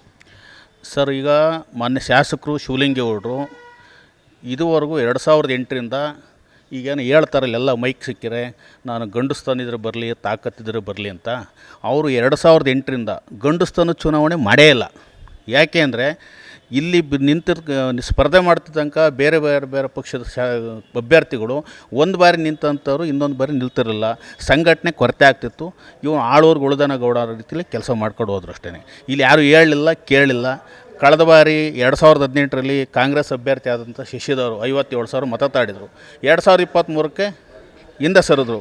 ಇವು ಕಾಂಗ್ರೆಸ್ಗೆ ಒಯ್ದು ಬಿಟ್ಟರೆ ಕಳೆದ ಬಾರಿ ಕೆಲವು ಗ್ಯಾರಂಟಿ ಏನೋ ಆಶ್ವಾಸನೆ ಮುಖಾಂತರ ಗೆದ್ದಿದ್ದು ಬಿಟ್ಟರೆ, ಇಲ್ಲ ಅಂದರೆ ಕಳೆದ ಬಾರಿ JDS ಅಭ್ಯರ್ಥಿ ಸಂತೋಷ್ ಅವರೇ ವಿನ್ ಆಗ್ತಿದ್ದು. ಇದು ಎಲ್ಲರಿಗೂ ಸತ್ಯವಾದ ವಿಚಾರ. ಈ ಗಂಡುಸ್ಥಾನ ಈ ಬಾರಿ ರೇವಣ್ಣ ಸಾಹೇಬರು, ನಾವೆಲ್ಲ ಮುಖಂಡರುಗಳು, ಕಾರ್ಯಕರ್ತರು ಆಸೆಯಂತೆ ನೀವು ಬನ್ನಿ, ಈ ಸರಿ ಈ ತುಂಬ ಅತಿಯಾಗಿ ಎಲ್ಲ ನಮ್ಮ JDS ಕಾರ್ಯಕರ್ತರ ಮೇಲೆ ದಬ್ಬಾಳಿಕೆ, ಈ ಕ್ಷೇತ್ರದ ಜನತೆ ಮೇಲೆ ಇರೋವಂಥ ವಿಶ್ವಾಸ ಇಲ್ಲ, ನೀವು ಬನ್ನಿ ಅಂತ ಕರೆದ ತಕ್ಷಣ ಬರ್ತೀನಿ ಅಂತ ಹೇಳಿದ್ದು ಸುಮ್ಮನೆ ವಾಟ್ಸಪ್ಪು ಫೇಸ್ಬುಕ್ಕಲ್ಲಿ ಹರಿದಾಡಿತ್ತು. ಅದನ್ನೇ ಇಟ್ಕೊಂಡು ಮಾನ್ಯ ಶಾಸಕರು ಗಂಡುಸ್ಥಾನ ಇದ್ರೆ ಬರಲಿ, ತಾಕತ್ತಿದ್ರೆ ಬರಲಿ ಬರ್ತಾರೆ. ರೇವಣ್ಣ ಸಾಹೇಬರು ಬರ್ತಾರೆ. ಇವರು ಗಂಡುಸ್ಥಾನ ಈಗ ತೋರಿಸ್ಲಿ. ಇದುವರೆಗೂ 2-3 ಚುನಾವಣೆ 4 ಚುನಾವಣೆ ತೋರಿಸಿದ್ದಲ್ಲ, ಈಗ ತೋರಿಸ್ಲಿ ಮಾನ್ಯ ಶಾಸಕರು. ನಾವು ರೇವಣ್ಣ ಸಾಹೇಬರು, ಇನ್ನೊಬ್ಬರು ಈ ಕಳೆದ ಬಾರಿ ಇದೇ ಪ್ರೀತಮ್ ಗೌಡರು ಕಳೆದ ಬಾರಿ ಹಾಸನದಲ್ಲಿ ನಾವು 50,000ಕ್ಕಿಂತ ಕಡಿಮೆ ಸೋತರು ಒಂದು ಮತದಿಂದ ಸೋತರು ನಾನು ವಾಪಸ್ಸು ಮತ್ತು ರಾಜೀನಾಮೆ ಕೊಟ್ಟು ಚುನಾವಣೆಗೆ ಹೋಗ್ತೀನಿ ಅಂತ ಹೇಳಿ ರೇವಣ್ಣ ಸಾಹೇಬ್ರಿಗೆ. ಒಬ್ಬ ಸಾಮಾನ್ಯ ಕಾರ್ಯಕರ್ತ ಜಿಲ್ಲಾ ಮಾಜಿ ಮೆಂಬರ್ ಸ್ವರೂಪ್ ಪ್ರಕಾಶ್ ಅವ್ರನ್ನ ನಿಲ್ಲಿಸಿ ಗೆಲ್ಲಿಸಿದಂಥ ಹಾಸನದಲ್ಲಿ ಕ್ಷೇತ್ರ. ಅದೇ ರೀತಿ ಇಲ್ಲೂ ರೇವಣ್ಣರು ನಿಲ್ಬೋದು, ಸಾಮಾನ್ಯ ಕಾರ್ಯಕರ್ತರು ಯಾರಿಗಾರು ಕೊಟ್ಟರು ಈ ಸರಿ JDS ಗೆಲುವು ನಿಶ್ಚಿತ. ಲಾಳಿಂಕೆರೆ ಯೋಗಣ್ಣ JDS ಮುಖಂಡರು. ಸರ್ ಅರಸೀಕೆರೆಯಲ್ಲಿ 2008ರಿಂದ ಇಲ್ಲಿವರೆಗೂ ಸಂಘಟನೆ ಇದೆ ಅಂದರೆ ಅವರ ಪತ್ನಿ ಹೆಸರು ಕೃಷ್ಣ ಮಾಡ್ಕೊಂಡಿದ್ದಾರಲ್ಲ, ಆ ಕೃಷ್ಣ ಖಾಲಿ ಮಾಡ್ಕೊಂಡು ದುಡ್ಡು ಮಾಡ್ಕೊಂತೀರ ಹೊರತು ಬಿಟ್ಟರೆ ಇನ್ನೇನು ಅಭಿವೃದ್ಧಿ ಆಗಿಲ್ಲ. ಆ ಕೃಷಿ ಖಾಲಿ ಆಗಬೇಕು, ಜಲ್ಲಿ ಅವ್ರದ್ದೇ ಹೋಗಬೇಕು, ಎಮ್ಸೆಂಟ್ ಅವ್ರದ್ದೇ ಹೋಗಬೇಕು, ಸಿಮೆಂಟ್ ಅವ್ರದ್ದೇ ಹೋಗಬೇಕು, ಕಬ್ಬಣ ಅವ್ರದ್ದೇ ಹೋಗಬೇಕು, ಇಂಟರ್ಲಾಕ್ ಕೂಡ ಅವ್ರದ್ದೇ ಹೋಗಬೇಕು, ಅವ್ರದ್ದೇ ಫ್ಯಾಕ್ಟ್ರಿಲೇ, ಬ್ರಿಕ್ಸು ಕೂಡ ಅವ್ರದ್ದೇ ಫ್ಯಾಕ್ಟ್ರಿ ಹೋಗಬೇಕು. ಅವ್ರ ಅಭಿವೃದ್ಧಿ ಆಗಿದೆ ಹೊರತು ಶಿವಲಿಂಗೇಗೌಡ ಅಭಿವೃದ್ಧಿ ಆಗಿದೆ ಹೊರತು ಅರಸೀಕೆರೆ ತಾಲೂಕು ಅಭಿವೃದ್ಧಿ ಆಗಿಲ್ಲ. ಕಾಂಟ್ರಾಕ್ಟ್ ಗುತ್ತಿಗೆದಾರ ಮನೆ ಹಾಳಾಗಿದ್ದಾವೆ, ಅವ್ರದ್ದೇ ಪರ್ಸೆಂಟೇಜ್ ಅವ್ರದ್ದೇ ಎಲ್ಲದಾಗಿದೆ. ಹಾಗಾಗಿ ಏನು ಅಭಿವೃದ್ಧಿ ಯಾವುದು ಇದು ಶೂನ್ಯ ಇದೆ ಅರಸೀಕೆರೆ ತಾಲೂಕಲ್ಲಿ. ಪಕ್ಷ ಸಂಘಟನೆ ಹೆಂಗಿದೆ ಅರಸೀಕೆರೆಯಲ್ಲಿ ಅಂತ JDS? ಸರ್ ಪಕ್ಷ ಸಂಘಟನೆ 100ಕ್ಕೆ 100 ಚೆನ್ನಾಗಿದೆ, ತುಂಬ ಚೆನ್ನಾಗಿದೆ. ಯಾಕಂದರೆ ಕಳೆದ ಬಾರಿಯಿಂದನೂ JDS ಇದ್ದು ಶಿವಲಿಂಗೇಗೌಡರು, ಆವಾಗಲಿಂದನೂ ಸಂಘಟನೆ ಚೆನ್ನಾಗಿದೆ. ಈ ಕಾಂಗ್ರೆಸ್ ಹೋಗಿದ್ದಾರೆ, ಗ್ಯಾರಂಟಿಗೋಸ್ಕರ ಮಂತ್ರಿ ಆಗ್ತಾನೆ ಅಂತ ಹೋಗಿದ್ದಾರೆ ಬಿಟ್ಟರೆ ಬೇರೆ ಏನೂ ಇಲ್ಲ ಸರ್. ಬಟ್ 100ಕ್ಕೆ 100 ಈ ಸರಿ JDS MLA ಆಗುತ್ತೆ ಸರ್. ಈಗ 4 ಬಾರಿ ಶಾಸಕರಾಗಿರೋ ನೀವು ಸೋಲಿಸ್ತೀನಿ ದೊಡ್ಡ ಸವಾಲಲ್ವಾ? ಸವಾಲೇ ಸರ್. ಅವ್ರು ನಮ್ಮ ಪಾಟಿದ್ದಲ್ಲ ಮುಂಚೆ ಅಲ್ವ 3 ಸರಿನೂ 3 ಸರಿ ಇಲ್ಲಿದ್ದೆ ಅಲ್ಲಿ ಹೋಗಿದ್ದಲ್ವಾ, ಹಂಗೆ ಸೋಲಿಸ್ತೀವಿ ಸರ್. ನಾವು ಗೆಲ್ತೀವಲ್ಲ 3 ಸರಿ ಅವ್ರನ್ನ ಸೋಲ್ಸೋದು ಈಸಿ ಅಲ್ಲ ಸರ್. ಅವ್ರನ್ನ ಹೋದ ಸರಿ 10,000 ಡಿಫ್ರೆನ್ಸ್, 10,000 ಓಟ ಡಿಫ್ರೆನ್ಸ್ ಅಷ್ಟೇ, ಜಾಸ್ತಿ ಏನೋ ತೊಗೊಂಡಿವಲ್ಲ. 10,000 11,000 ಓಟ್ ತೊಗೊಂಡು ಸಂತೋಷ ಅಣ್ಣವರು ಸೋಲ್ತು ಮನೆ ಹೋಗ್ತಿದ್ರು ಶಿವಲಿಂಗೇಗೌಡರು, ಎಲ್ಲಿ ಗೆಲ್ತಿದ್ರು? ಆ ಸಂಘಟನೆ ಆ ಓಟು 90,000 ಓಟ್ ಇಲ್ಲಿ ಇದ್ದೇ ಇದೆ ಅರಸೀಕೆರೆ JDS ಅಲ್ಲಿ ಸರ್. ಇವರಿಂದ ಏನು ವೋಟಿಂಗ್ ಇಲ್ಲ ಸರ್. ಮಂತ್ರಿ ಆಗ್ತೀನಿ ಅಂತಾರಲ್ಲ ನಿಜವಾ ಸರ್? ದೇವ್ರ ಇಚ್ಛೆ ಸರ್, ನೋಡಬೇಕು. ಅಲ್ಲಿ ಅವ್ರ ಪಕ್ಷದಲ್ಲಿ 3 8 ಆಗಿದೆ ಸರ್. DK ಶಿವಕುಮಾರೇ ಕೊಡ್ತಿಲ್ಲ, ಇನ್ನು ಇವ್ರು ಕೊಡ್ತಾರಾ? ಸಮುದ್ರ ನೋಡಬೇಕು, ಕೊಡ್ತಾರೋ ಇಲ್ಲೋ ಗೊತ್ತಿಲ್ಲ. ಹರ್ಷವರ್ಧನ್ ಅಂತ ಮಾಜಿ ಕೌನ್ಸಿಲರ್ ನಗರಸಭಾ ಸದಸ್ಯರು ಸರ್. ಈಗ ಮೊನ್ನೆ ಶಾಸಕರು ಹೇಳ್ತಾರೆ, ನಾನು ಲೋಕಸಭೆ ಚುನಾವಣೆಯಲ್ಲಿ ದೇವೇಗೌಡರಿಗೆ ಅಷ್ಟು ಸಾವಿರ ಕೊಡಿಸ್ತೆ ಇಷ್ಟು ಸಾವಿರ ಕೊಡಿಸ್ತೆ ಮತ ಅಂತಾರೆ. ನಾವು ಹೇಳೋಕ್ಕೆ ಇಚ್ಛೆಪಡ್ತೀವಿ, ಕಳೆದ ಬಾರಿ ನೀನು ಎಲ್ಲಿದ್ದೆಪ್ಪ? ಕಾಂಗ್ರೆಸ್ ಅಭ್ಯರ್ಥಿ ಪರವಾಗಿ ಕೆಲಸ ಮಾಡಿದ್ಯಾ. ನೀನು ಇಲ್ಲದೇ ಇದ್ದಾಗಲೇ ನಾವು ನಿನಗಿನ 1,000 ಕಡಿಮೆ ತಾಡಿದ್ವಿ ಅಷ್ಟೇ, ನಿಮಗಿನ 1,000 ಕಡಿಮೆ ತಾಡಿದ್ದೀವಿ. ಎಲ್ಲಿ ನೀ ಕೊಡಿಸ್ತೇನೆ ಎಲ್ಲಿ ಬಂತೀಗ? ಕಳೆದ ಲೋಕಸಭಾ ಚುನಾವಣೆಯಲ್ಲಿ ಪ್ರಜ್ವಲ್ ರೇವಣ್ಣ ಅವರಿಗೆ ನಾವು ಶ್ರೇಯಸ್ ಪಟೇಲ್ಗಿನ 1,000 ಕಡಿಮೆ ಇದೆ ಓಟು. ನಾನು ಬರೋಕ್ಕಿಂತ ಮೊದಲು ಬರೀ 19,000 ತಾತಿದ್ರು ದೇವೇಗೌಡರು, 20,000 ತಾತಿದ್ರು. ಈ ಬಾರಿ ನಾವು 85,000ಕ್ಕೆ ಹೋಗಿದ್ದೀವಿ. ನೀವು ಇಲ್ಲದೇ ಇದ್ದಾಗಲೇ, ಅನುಪಸ್ಥಿತಿಯಲ್ಲಿ ಇದ್ದಾಗಲೇ. ನಿನ್ನನ್ನು ಈ ಬಾರಿ ಸೋಲಿಸ್ತಲೇ ನಮಗೇನು ಇದೇನಿಲ್ಲ. ಈ ಬಾರಿ ಸೋಲು ನಿಶ್ಚಿತ, ಖಂಡಿತ. ಒಬ್ಬ ಸಾಮಾನ್ಯ ಕಾರ್ಯಕರ್ತರು ನಿಂತ್ಕೋತಾರೋ, ರೇವಣ್ಣ ಸಾಹೇಬ್ರು ನಿಂತ್ಕೋತಾರೋ, ಸೋಲು ಅಂತೂ ನಿಶ್ಚಿತ. 2028ರ ವಿಧಾನಸಭಾ ಚುನಾವಣೆಗೆ ಈ ಶಾಸಕ ಶಿವಲಿಂಗೇಗೌಡ ವಿರುದ್ಧ ರೇವಣ್ಣ ಸಾಹೇಬರು ಬರ್ತಾರಂತಲ್ಲ, ಅದ್ರ ಬಗ್ಗೆ ನಿಮ್ಮ ಒಪಿನಿಯನ್ ಏನು ಹೇಳ್ತೀರಿ? ಇವತ್ತು ಅರಸೀಕೆರೆಗೆ ಸುಮಾರು ಜನ ಬಂದಿದ್ದಾರೆ, ಹೋಗಿದ್ದಾರೆ. ಇವತ್ತು ಯಾರು ಬಂದರೂ ಹೋದ್ರು ಅನ್ನೋದು ಲೆಕ್ಕ ಅಲ್ಲ. ಇವತ್ತು ಈ ಕ್ಷೇತ್ರದಲ್ಲಿ ಏನು ಅಭಿವೃದ್ಧಿ ಆಗಿದೆ ಅನ್ನೋದು ಮುಖ್ಯ. ಇವತ್ತು ನಮ್ಮ ಶಾಸಕರು ಇವತ್ತು ಕುಡಿಯೋ ನೀರಾಗಿರ್ಬೋದು, ಮತ್ತು ಅಭಿವೃದ್ಧಿ ಕೆಲಸಗಳಾಗಿರ್ಬೋದು, ಪ್ರತಿಯೊಂದನ್ನು ಮತ್ತು ಕೆರೆಗೆ ನೀರು ತುಂಬಿಸೋಂಥ ಕೆಲಸಗಳಾಗಿರ್ಬೋದು, ಪ್ರತಿಯೊಂದು ಕೆಲಸಗಳನ್ನು ಅಚ್ಚುಕಟ್ಟಾಗಿ ಮಾಡಿದ್ದಾರೆ. ಅದ್ರ ಬಗ್ಗೆ ಯಾವುದೂ ಡೌಟ್ ಇಲ್ಲ. ಇವತ್ತು ಯಾರು ಬಂದೋದ್ರೂ ಲೆಕ್ಕ ಅಲ್ಲ. ಇವತ್ತು ಈ ಕ್ಷೇತ್ರದಲ್ಲಿ ಏನು ಅಭಿವೃದ್ಧಿ ಆಗಿರೋದು ತುಂಬ ಮುಖ್ಯ. ಆದರೆ ಆ ವಿಚಾರ ಹೇಳ್ಬೇಕಂದ್ರೆ ನಮ್ಮ ಶಾಸಕರು ಇವತ್ತು ಬಹುಮುಖ್ಯವಾಗಿ ತುಂಬ ಅಭಿವೃದ್ಧಿ ಕೆಲಸಗಳನ್ನು ಮಾಡಿದ್ದಾರೆ ಅಂತ ಹೇಳೋಕ್ಕೆ ಬಯಸ್ತೀನಿ. ಶಾಸಕರಿಗೆ ಮಂತ್ರಿ ಸ್ಥಾನ ಕೊಡ್ತೀನಿ ಅಂತ ಸರ್ಕಾರ ಹೇಳಿತ್ತು, ಇನ್ನೂ ಮಂತ್ರಿ ಸ್ಥಾನ ಸಿಕ್ಕಿಲ್ಲ. ನೀವು ಏನು ಹೇಳ್ತೀರಿ ಮುಖಂಡರಿಗೆ? ಇವತ್ತು ಈ ಸರ್ಕಾರದಲ್ಲಿ ಮಂತ್ರಿ ಸ್ಥಾನ ಕೊಡ್ತೀವಿ ಅಂತ ಕರ್ಕೊಂಡಿದ್ದಾರೆ. 100% ಅವರಿಗೆ ಮಂತ್ರಿ ಸ್ಥಾನ ಕೊಡಲೇಬೇಕು. ಏಕೆಂದರೆ ಇವತ್ತು ಅರಸೀಕೆರೆ ಕ್ಷೇತ್ರದಲ್ಲಿ ಈ ಅಭಿವೃದ್ಧಿ ಕೆಲಸ ನೋಡಿ ಆದ್ರೂ ಇವತ್ತು ಅವರಿಗೊಂದು ಮಂತ್ರಿ ಸ್ಥಾನ ಕೊಟ್ಟರೆ ನಮ್ಮ ಅರಸೀಕೆರೆ ಈ ಕ್ಷೇತ್ರಕ್ಕೆ ತುಂಬ ಒಂದು ಒಳ್ಳೆಯದಾಗುತ್ತೆ ಅಂತ, ಮುಂದೆ ಅಭಿವೃದ್ಧಿ ಇನ್ನೂ ಹೆಚ್ಚು ಅಭಿವೃದ್ಧಿ ಆಗುತ್ತೆ ಅಂತ ಹೇಳಕ್ಕೆ ಬಯಸ್ತೀನಿ. ಈಗ ಅರಸೀಕೆರೆಗೆ ರೇವಣ್ಣವ್ರು ಬಂದರೆ ನಿಮ್ಮ ಶಾಸಕರಿಗೆ ದೊಡ್ಡ ಸವಾಲಾಗಲ್ವಾ ಅಂತೇಳಿ? ದೊಡ್ಡಗೌಡರ ಮಗ ಪ್ರಧಾನಿ ಮಗ ಬರ್ತಾರೆ ಅರಸೀಕೆರೆಗೆ ಅಂತ ಹೇಳಿದ್ರೆ ಸರ್, ಅದು ಜನದ ತೀರ್ಮಾನ. ಅದು ಇವತ್ತು ಯಾವುದೇ ದೊಡ್ಡ ಲೀಡ್ರು ಬಂದರೂ, ರೇವಣ್ಣವ್ರ ಮನೆಯವರು ಬಂದರು ಅಂದ್ರೂ ಇವತ್ತು ಜನಗಳ ಕೈಲಿದೆ. ಜನಗಳು ಅದನ್ನು ಉತ್ತರ ಕೊಡ್ತಾರೆ. ಇವತ್ತು ಏನು ನಮ್ಮ ಶಾಸಕರು ಅಭಿವೃದ್ಧಿ ಕೆಲಸಗಳು ನೋಡಿ ಇವತ್ತು ಒಂದು ಹಳ್ಳಿಗಳು ಹೋದ್ರೂ ಸಣ್ಣ ಪುಟ್ಟ ಮಕ್ಕಳನ್ನ ಸಹ ಇವತ್ತು ಶಿವಲಿಂಗೇಗೌಡರು ಅಂತ ಗುರುತಿಸ್ತಾರೆ. ಹಾಗಾಗಿ ಅದು ಜನನೇ ತೀರ್ಮಾನ ಕೊಡ್ತಾರೆ, ಅದರಲ್ಲಿ ಗೆಲ್ಲೋದೇನು ಸಂದೇಹದಿಲ್ಲ. ಮಹೇಶ್ ಅಂತ DSS ತಾಲೂಕು ಸಂಚಾಲಕರು, ಅರಸೀಕೆರೆ ಕ್ಷೇತ್ರ. ಈಗ 2028ರ ವಿಧಾನಸಭಾ ಚುನಾವಣೆಗೆ ನಿಮ್ಮ ಅರಸೀಕೆರೆ ಕ್ಷೇತ್ರಕ್ಕೆ ಒಳೇಶ್ವರ ಶಾಸಕರು ಬರ್ತಾರಂತಲ್ಲ, ಏನು ಹೇಳ್ತೀರಿ ಇದ್ರ ಬಗ್ಗೆ? ಬರಲಿ, ಸ್ವಾಗತ ಇದೆ.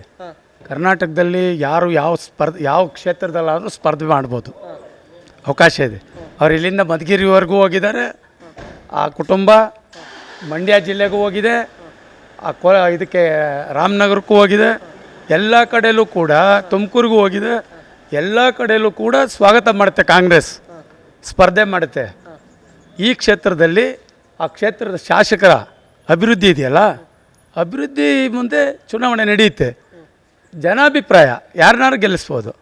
ಅವ್ರು ಬಂದರು ಇವ್ರು ಬಂದರು ಅಂತ ಕಾಂಗ್ರೆಸ್ ಏನು ಅಭ್ಯರ್ಥಿ ಆಗ್ದೇ ಓಡಿ ಹೋಗಲ್ಲ, ಯಾರನ್ನೂ ಇದು ಕಾಯ್ಕಣ ಕೊಟ್ಟು ಕರೆಯಲ್ಲ. ಚುನಾವಣೆಗೆ ಬರೋದಾದರೆ ಬರಲಿ, ಸ್ಪರ್ಧೆ ಮಾಡಲಿ. ಜನಾಭಿಪ್ರಾಯ ಏನು, ಆ ಜನಾಭಿಪ್ರಾಯ ಉತ್ತರ ಕೊಡುತ್ತೆ, ಅದಕ್ಕೆ ಆ ಕ್ಷೇತ್ರಕ್ಕೆ ಬದ್ಧವಾಗಬೇಕಲ್ಲ. ಈಗ ಮಾಜಿ ಪ್ರಧಾನಿ ಗೌಡ್ರು ಮಗ ಬರ್ತಿರೋದು ನಿಮಗೆ ದೊಡ್ಡ ಸವಾಲು ಅನ್ನಿಸ್ತಲ್ವಾ? ಯಾಕೆ ಅನಿಸುತ್ತೆ? ಕಾಂಗ್ರೆಸ್ಗೆ ನಂಗೆ ಅನ್ಸಲ್ಲ, ಕಾಂಗ್ರೆಸ್ ಪಕ್ಷಕ್ಕೆ ಸವಾಲು ಅಂತ ಅನಿಸಲ್ಲ, ಚುನಾವಣೆ ಅಂತ ಅನಿಸುತ್ತೆ. ಯಾರು ಬಂದರೂ ಮಾಡಲೇಬೇಕಲ್ಲ. ಈಗ ಒಂದು ಅಭ್ಯರ್ಥಿ ಅಂತ ಬಂದ ಮೇಲೆ ಆ ಅಭ್ಯರ್ಥಿ ಸಮರ್ಥರೋ ಅಸಮರ್ಥರೋ ಅದಾದಮೇಲೆ, ಬಟ್ ಚುನಾವಣೆ ನಡೆಯುತ್ತಲ್ಲ, ಚುನಾವಣೆಯನ್ನು ಮಾಡೋಕ್ಕೆ ಮತ್ತು ಅದನ್ನು ಸ್ಪರ್ಧೆನ ಎದುರಿಸಲಿಕ್ಕೆ ಧೈರ್ಯವಾಗಿ ನಮ್ಮ ಕ್ಷೇತ್ರ ಶಾಸಕರು ತಯಾರಿದ್ದಾರೆ. ಅದರ ಜೊತೆಯಲ್ಲಿ ಅವ್ರದ್ದೇ ಆದ ಕಾರ್ಯಕರ್ತರಿದ್ದಾರೆ, ಅವ್ರದ್ದೇ ಆದ ಅಭಿವೃದ್ಧಿ ಇದೆ, ಅವ್ರದ್ದೇ ಆದ ಹೋರಾಟಗಳಿದೆ. ಅವರನ್ನು ಮತ್ತೊಮ್ಮೆ ಗೆಲ್ಲಿಸ್ತಾರೆ, ಈ ರಾಜ್ಯದ ಮಂತ್ರಿಯನ್ನಾಗಿ ಮಾಡ್ತಾರೆ. ಮುಂದಿನ ದಿನಗಳಲ್ಲಿ ಕಾಂಗ್ರೆಸ್ಸಲ್ಲಿ ಮಂತ್ರಿಗಳನ್ನ ಮಾಡಲಿಕ್ಕೆ ಅವರಿಗೆ ಎಲ್ಲ ಅವಕಾಶಗಳಿದೆ. ಅವರನ್ನು ಮುಂದಿನ ದಿನಗಳಲ್ಲಿ ಮಂತ್ರಿ ಮಾಡ್ತಾರೆ. ಅಭಿವೃದ್ಧಿ ಎಲ್ಲ ಆಗಿದೆಯಾ ಕ್ಷೇತ್ರ? ಆಗಿದೆಯಲ್ಲ ನೋಡಿ, ಇವಾಗ ಹೇಮಾವತಿ ನೀರು 9 ಕಣ್ಕಟ್ಟೆ ಹೋಬಳಿನಲ್ಲಿ 9 ಕೆರೆ ತುಂಬಿದೆ, ಬಾಗಣ ಬಿಟ್ಟಿದ್ದಾರೆ. ಅವರ ಅಭಿವೃದ್ಧಿ, ಅದು ಅಭಿವೃದ್ಧಿ ಅಲ್ವಾ? ಪ್ರತಿ ಊರಲ್ಲಿ ಕಾಂಕ್ರೀಟ್ ರಸ್ತೆ ಆಗಿದೆ, ಯಾಕಾಗಿಲ್ಲ? ಯಾವ ಊರಲ್ಲಿ ಆಗಿಲ್ಲ? ಎಲ್ಲ ಕಡೆ ಅಭಿವೃದ್ಧಿ ಆಗಿದೆ. ಇರ್ಬೋದು, ಇನ್ನೂ ಸಣ್ಣ ಪುಟ್ಟ ಕೆಲಸಗಳು ಇರ್ಬೋದು. ಯಾವ ಕ್ಷೇತ್ರದಲ್ಲೂ ಎಲ್ಲದು ಮುಗಿಯಲ್ಲ, ಅದನ್ನು ಮುಗ್ಸೋಕ್ಕಾಗಲ್ಲ. ಬರ್ತಾ ಇರುತ್ತೆ, ಕೆಲಸ ಆಗ್ತಾ ಇರುತ್ತೆ. ನಿಮ್ಮ ಶಾಸಕರಿಗೆ ಮೈತ್ರಿ ಬರ್ತಾ ಹೊಡೆಯಲ್ವಾ ಅಂತ ಅವ್ರು 2 ಪಕ್ಷ ಒಂದಾಗಿದ್ದಾರೆ, ನೀವು ಒಂದು ಪಕ್ಷದಲ್ಲಿದ್ದೀರಿ, ಹೆಂಗೆ ಗೆಲ್ಲಿಸ್ಕೊತೀರಿ ಅಂತ ನೀವು? ಆಗಲಿ ಅದು ಈ ಕ್ಷೇತ್ರದಲ್ಲಿ ಮೈತ್ರಿ ಏನು ಅಷ್ಟು ಎಫೆಕ್ಟ್ ಮಾಡಲಾರ್ದು. ಯಾಕೆಂದರೆ ಹಿಂದೆ BJP ಅಭ್ಯರ್ಥಿ 5,000 6,000 ತೊಗೊಂಡಿದ್ದಾರೆ. ಅದು ನಮಗೆ ಅದೇನು ದೊಡ್ಡ ಹೊಡೆತ ಅಂತ ಅನಿಸಲ್ಲ. ಅಲ್ಲ, ನಾವು ಅದೇ ಹೇಳಲ್ಲ. BJPದು ಯಾಕೆ ಶಾಸಕರು ಕೊಟ್ಟಿಲ್ವಾ? ಒಬ್ಬರು ಶಾಸಕರು ಇದ್ರಲ್ಲ BJPನಲ್ಲಿ, ಅದನ್ನು ನಾವು ಹೇಳಲ್ಲ. ಈ ಹಿಂದಿನ ಚುನಾವಣೆಯಲ್ಲಿ ಕೇವಲ 5,000 ರಿಂದ 6,000 ಒಳಗಡೆ ಬಂದು ನಿಂತ್ಕೊಂಡಿದೆ BJP. ಇವತ್ತು ಅದರ ಹೊಡೆತ ಅದೇನು ನಮಗೆ ಹಂಗೆ ಅನಿಸಲ್ಲ. ಇನ್ನೂ ಹೆಚ್ಚಿಗೆ, ಅದಕ್ಕಿಂತ ಹೆಚ್ಚಿಗೆ 25,000 ರಿಂದ 30,000 ಅಂತರಗಳಲ್ಲಿ ಗೆಲ್ಲೋಕ್ಕೆ ಅವಕಾಶ ಇದೆ ಮಾನ್ಯ ಶಾಸಕರಿಗೆ. ಯಾರೇ ಬರಲಿ, ಅಭ್ಯರ್ಥಿಯಾಗಿ ಬರಲಿ. ಬೋರಹಳ್ಳಿ ವೆಂಕಟೇಶ್ ಗೌಡ ಅಂತ ತರೋ ಇಲ್ಲ NR ಸಂತೋಷ್ ನಿಂತ್ಕೊಂತಾರೋ, ಶಿವಲಿಂಗೌಡರು ಗೆಲ್ತಾರೋ ನಮಗೆ ಗೊತ್ತಿಲ್ಲ. ನಮ್ಮ ಕೆಲಸ ನಾವು ಮಾಡಬೇಕು, ನಮ್ಮ ಜೀವನ ಅಷ್ಟೇ ನೋಡ್ಕೋಬೇಕು. ಯಾರು ಬಂದರೂ ಅಷ್ಟೇ ಬೇಳೆಕಾಳು ಕೆಲಸ ಪಾಡಿಗೆ ಆದ್ರೆ ಹಂಗೆ ಇರ್ತವೆ, ಎಲ್ಲ ಪೆಂಡಿಂಗ್ ಬಿದ್ದಿರ್ತವೆ. ಯಾರು ಏನು ಉದ್ಧಾರ ಮಾಡ್ತಿಲ್ಲ ಅಷ್ಟೇ. ದೀಪಕ್ ಅಂತ ಸರ್. ವಿಧಾನಸಭಾ ಚುನಾವಣೆಗೆ ಇನ್ ಕೇಸ್ ಅರಸೀಕೆರೆ ವಿಧಾನಸಭಾ ಕ್ಷೇತ್ರಕ್ಕೆ ಶಿವಲಿಂಗೇಗೌಡರ ಆಪೋಸಿಟ್ ಆಗಿ HD ರೇವಣ್ಣ ಅವ್ರು ಬಂದರೆ ಸಪೋರ್ಟ್ ಯಾರಿಗೆ? ಸರ್, ಸಪೋರ್ಟ್ ಅಂದರೆ ಶಿವಲಿಂಗೇಗೌಡರಿಗೆ ಸಪೋರ್ಟು. ಯಾಕಂದರೆ ಭಾಳ ಚೆನ್ನಾಗಿ ಕೆಲಸ ಮಾಡಿದ್ದಾರೆ ಶಿವಲಿಂಗೇಗೌಡರು. ಶಿವಲಿಂಗೇಗೌಡರು ಕಾಂಕ್ರೀಟ್ ಕೆಲಸ ಆಗಲಿ, ಗಲ್ಲಿ ಕಾಂಕ್ರೀಟ್ ಕೆಲಸ ಆಗಲಿ, ಆಮೇಲೆ ನೀರು, ಕುಡಿಯೋದು ನೀರು, ಮನೆ ಸಿಹಿ ನೀರು, ಮತ್ತು ಎತ್ತಿನ ಒಳ್ಳೆ ಕೆಲಸ ಮಾಡಿದ್ದಾರೆ, ಒಳ್ಳೆ ಕೆಲಸ ಮಾಡಿದ್ದಾರೆ. ರೇವಣ್ಣರಲ್ಲ, ಕುಮಾರಸ್ವಾಮಿ ಬಂದರು ನಮ್ಮ ಶಿವಲಿಂಗೇಗೌಡರೇ ಗೆಲ್ಲೋದು. ಯಾಕಂದರೆ ಒಳ್ಳೆ ಕೆಲಸ ಮಾಡಿಸಿದ್ದಾರೆ ಅವರು. ಎಲ್ಲ ಕೆಲಸ, ಈ ಮಸೀದಿಗಾಗಲಿ, ದೇವಸ್ಥಾನಕ್ಕಾಗಲಿ, ಎಲ್ಲದಕ್ಕೂ ಒಳ್ಳೆ ಕೆಲಸ ಮಾಡಿಸ್ಯಾರಂದರೆ ಅಂದರೆ ಶಿವಲಿಂಗೇಗೌಡರು. ಅವ್ರ ಮುಂದೆ ಯಾರು ಬಂದರೂ ಗೆಲ್ಲಕ್ಕಾಗಲ್ಲ. ರೇವಣ್ಣರಲ್ಲ, ಅವರ ತಮ್ಮ ಬಂದರೂ ಗೆಲ್ಲಕ್ಕಾಗಲ್ಲ. ನನ್ನ ಹೆಸರು ಸೈಯದ್ ಯೂಸುಫ್ ಅಂತ.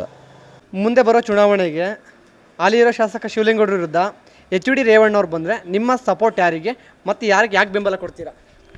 ಅದು ಇನ್ನೂ ಕಾಲಾವಕಾಶ ಇದೆ, ಇನ್ನೂ 2.5 ವರ್ಷ ಇದೆ. ಅದು ಹೆಂಗಾಗತ್ತೋ ಹೇಳೋಕ್ಕಾಗಲ್ಲ. ಈಗಾಗಲೇ ಚರ್ಚೆ ನಡೀತೈತಲ್ಲ, ಹೈ ವೋಲ್ಟೇಜ್ ಆಗ್ಬಿಟ್ಟೈತೆ ಅರಸೀಕೆರೆ ಆಗಿದೆ.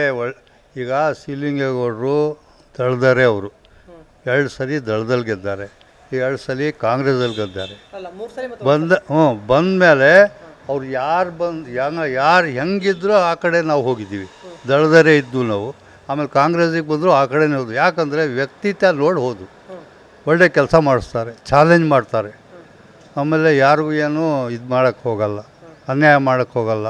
ಎಲ್ಲ ಊರಿಗೂ ಕೆಲಸ ಮಾಡಿಸ್ತಾ ಇದ್ದಾರೆ, ಒಳ್ಳೆತನ ಇದೆ. ಅವರು ಗೆಲ್ಲೋದು ಖಚಿತ. ಆದರೆ ಇನ್ನೂ ಕಾಲಾವಕಾಶ ಐತೆ, ಹೆಂಗೈತೆ ನಾವು ಹೇಳೋಕ್ಕಾಗಲ್ಲ. ಒಟ್ಟು ಒಳ್ಳೆಯ ವ್ಯಕ್ತಿ ಅಂತ ಹೇಳ್ಬೋದು. ಅಬ್ದುಲ್ ಜಬ್ಬಾರ್ ಅಂತ.